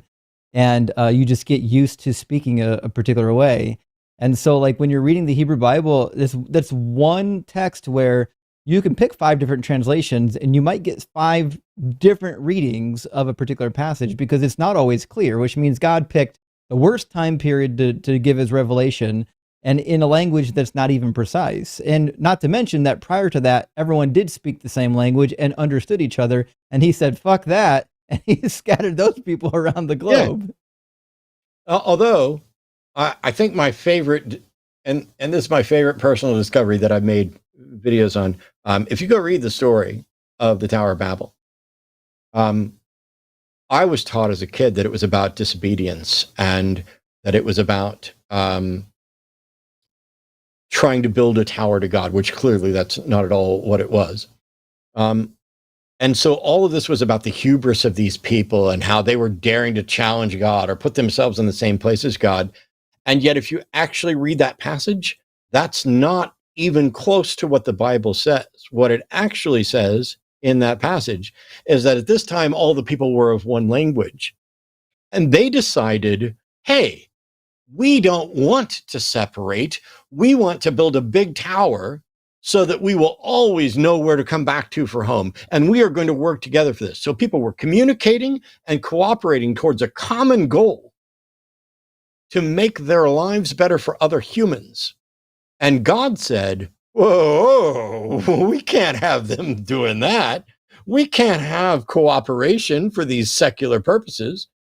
God probably would have been less pissed if they were trying to build a tower to celebrate him, because God knows they can't build a fucking tower to God. God has nothing to fear from a tower. We've been to the moon. We have been to the moon, motherfuckers. What the fuck does God care about a tower? You can't even see that tower. It's hilarious. So the tower is a fun thing because it's riffing on an old Sumerian hymn, a poem, you could say. You can find an English translation by Chad Boscawen. It's very similar, where they build a giant mound trying to reach a particular height. And then the sky god Anu says, na, na, na, and he destroys their work by splitting up their languages. So even in the Bible, it's not even an original story. It's riffing on an older Mesopotamian myth. But the Jewish literature that came from the time period and after, their explanation, and I think their explanation works well with what we know from the ancient Near East, is that they thought they could ascend to the heavens and live forever. In the Epic of Gilgamesh, Gilgamesh laments and says his mortality, says, can we ascend to the skies and live forever with the gods? There's this idea that if you could only reach the heavens, the place of the gods, you could live forever like them. And it seems like maybe the tower was part of that. And if you read like the Sibylline oracles or some of the later literature, there's a narrative. Now, this is obviously after it was already written. There's a Jewish narrative that, in fact, they were trying to build the tower to storm the heavens and to make war against the gods because they didn't know what to do with the story either. They're like, I don't know what's happening here. It's wild. So I think it's in the book of Jasher. So a book Yeah, that chapter I'm 9 unfamiliar with and have never read. I don't read those deuterocanonical books. It was outside the realm of my study. But I mean, if you like, just look at this is Genesis 11, and it's 11 chapter 4 says, "Come, let us build ourselves a city and a tower with its top in the heavens, and let us make a name for ourselves, lest we dispersed over the face of the earth." So people were communicating, cooperating, and trying to build a community that they would always be drawn to, and to make sure, hey, we don't want to scatter to the four winds. Evidently, the best I've ever heard is that what pissed God off about this was that God told them to be fruitful and multiply, and he didn't want them staying in one place. He wanted them to spread out and populate the earth. And even if that's the case, what a strange way to go about it. And didn't God know that he was going to have to do this? Why did he have to confound languages? Why did he wait until they were building a tower? Which, by the way, no reason to think any of this tower stuff was ever built. It's just a story. Justin, when you started, because we got just a few minutes left and we're not going to have time for another call, but when you started Find Your Way Out, how deep was your Bible studies at the time that you were a believer, or were your Bible studies at the time you were a believer, compared to what you did during transition and after? So they were pretty deep. You know, when I was a Christian, I was the type of guy that went to like 3 different churches a week. I went to 2 different Sunday masses or services, and then like 3 different Bible studies. Because I was hungry. I was the type of Christian that slept with the Bible next to my pillow. It was the literature I was reading. And so like I was able, luckily by the time I was in my younger 20s, to fall into some actual scholarly resources, which was really helpful for me. So that was really helpful in the deconstruction of my faith, because as I was already graduating engineering school when I started my Bible college and then seminary. And so I was able to engage with the people in church with some scholarly sources. But the problem you have with the Bible studies is the deeper you go with people, the deeper they want to go. But the deeper you go, the more problems you find. And I'll give you kind of an example. There was once we talked a little bit about the Day of Atonement in Leviticus 16. And we kind of touched on this idea that, well, in the Bible, sin is like, it's like a transmissible disease. It spreads. Like if I committed sin, I can pollute the temple.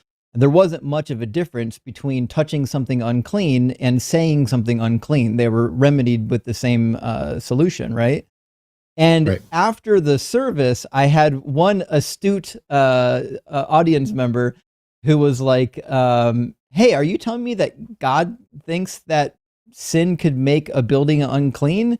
And then I had to kind of like, well, yeah, I mean, that's what the Bible says. That's why these practices are there. But, you know, Jesus died for your sins, so everything's clean now. You know, you kind of wrap it up somehow. But the reality is, the deeper you go in these Bible studies, people will ask you good questions that'll force you to be sometimes honest even with yourself. Like, oh, yeah, you know, if you look at this the way it's supposed to be, which I am because I'm in seminary now, the answers are ridiculous. And I was reading in front of a junior high Sunday morning Bible study.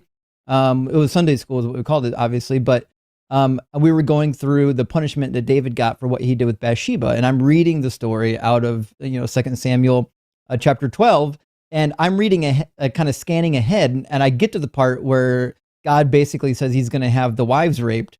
And I was like, oh my God, I can't read that to a bunch of 13-year-olds because they're going to pounce on this and their parents will kill me. And so, like, as you go into the Bible studies, it will continually reinforce the idea that this could not be from God. If you're reading this book and you're doing in-depth Bible study and you're thinking this is a book from God, I don't think you're studying deep enough. This was, it's two aspects to this. This was one of my go-to things early on, which I haven't done in a while, but for anybody who thinks the Bible is the good book, okay, would you let me read stories of my choosing to your children from the Bible? I will use the Bible that you pick. I don't care, I mean, you can even use the Good News translation if you want, but would you let me read Bible stories of my choosing to your children? Okay? No. And you shouldn't, because it's not actually the good book and it's not actually for kids. The difference is that they would actually be safe if they said yes, because I have more respect for their kids and than they do in that regard, in that I wouldn't subject them to the things. You know, I'm not going to go straight to, you know, horses with giant penises and loads of cum and stuff like that. I'm not going to do that to somebody else's kids or anybody else's kids. But the thing is, what I found is that when I was a believer, I read the Bible a lot, and I thought, sorry, Mom. Actually, I'm not that sorry, but I thought that my mom also read the Bible a lot. But it turns out my mom really only read the New Testament. And so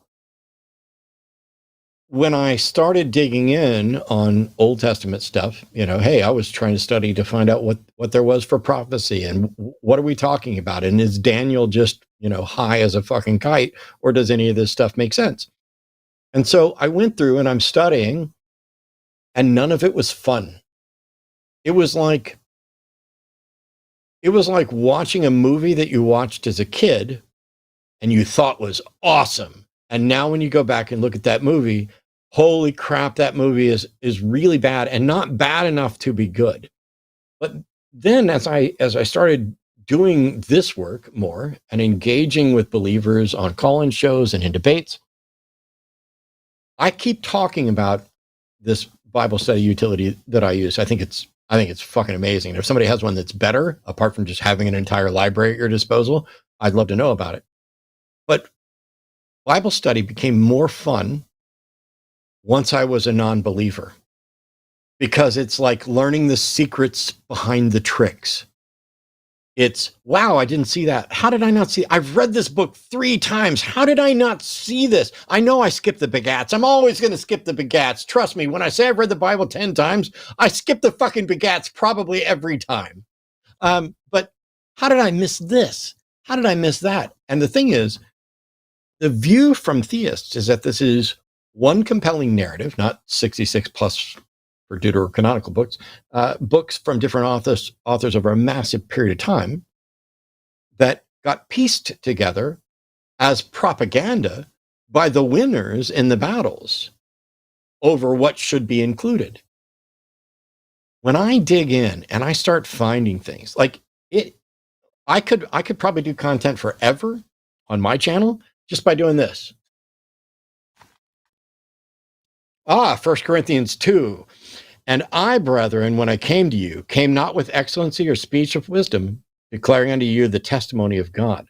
For I determined not to know anything among you save Jesus Christ and him crucified. You keep going, and I will find something there to talk about that says, you guys glanced over this particular passage. And what he's doing right there at the beginning of Corinthians is coming in to say, here's why I'm coming to you. And is that consistent with what he says in the rest of that book? And how consistent is it with the rest of us? What is edifying about knowing that somebody in ancient times thought that bats were birds, or that rabbits chewed the cud, or none of that makes any sense. So that's just the flavor in the book. Mm-hmm. And I like the flavor. But when you get into the meat, and you find out, oh, I'm going to punish you under the 4th generation. Oh, I'm going to punish you under the 10th generation. Wait, why are you punishing anybody unto any generation? Why am I not just responsible for my own fucking life? Why do I have to take on the baggage of my parents, my grandparents, my great-grandparents, and maybe 10 generations back?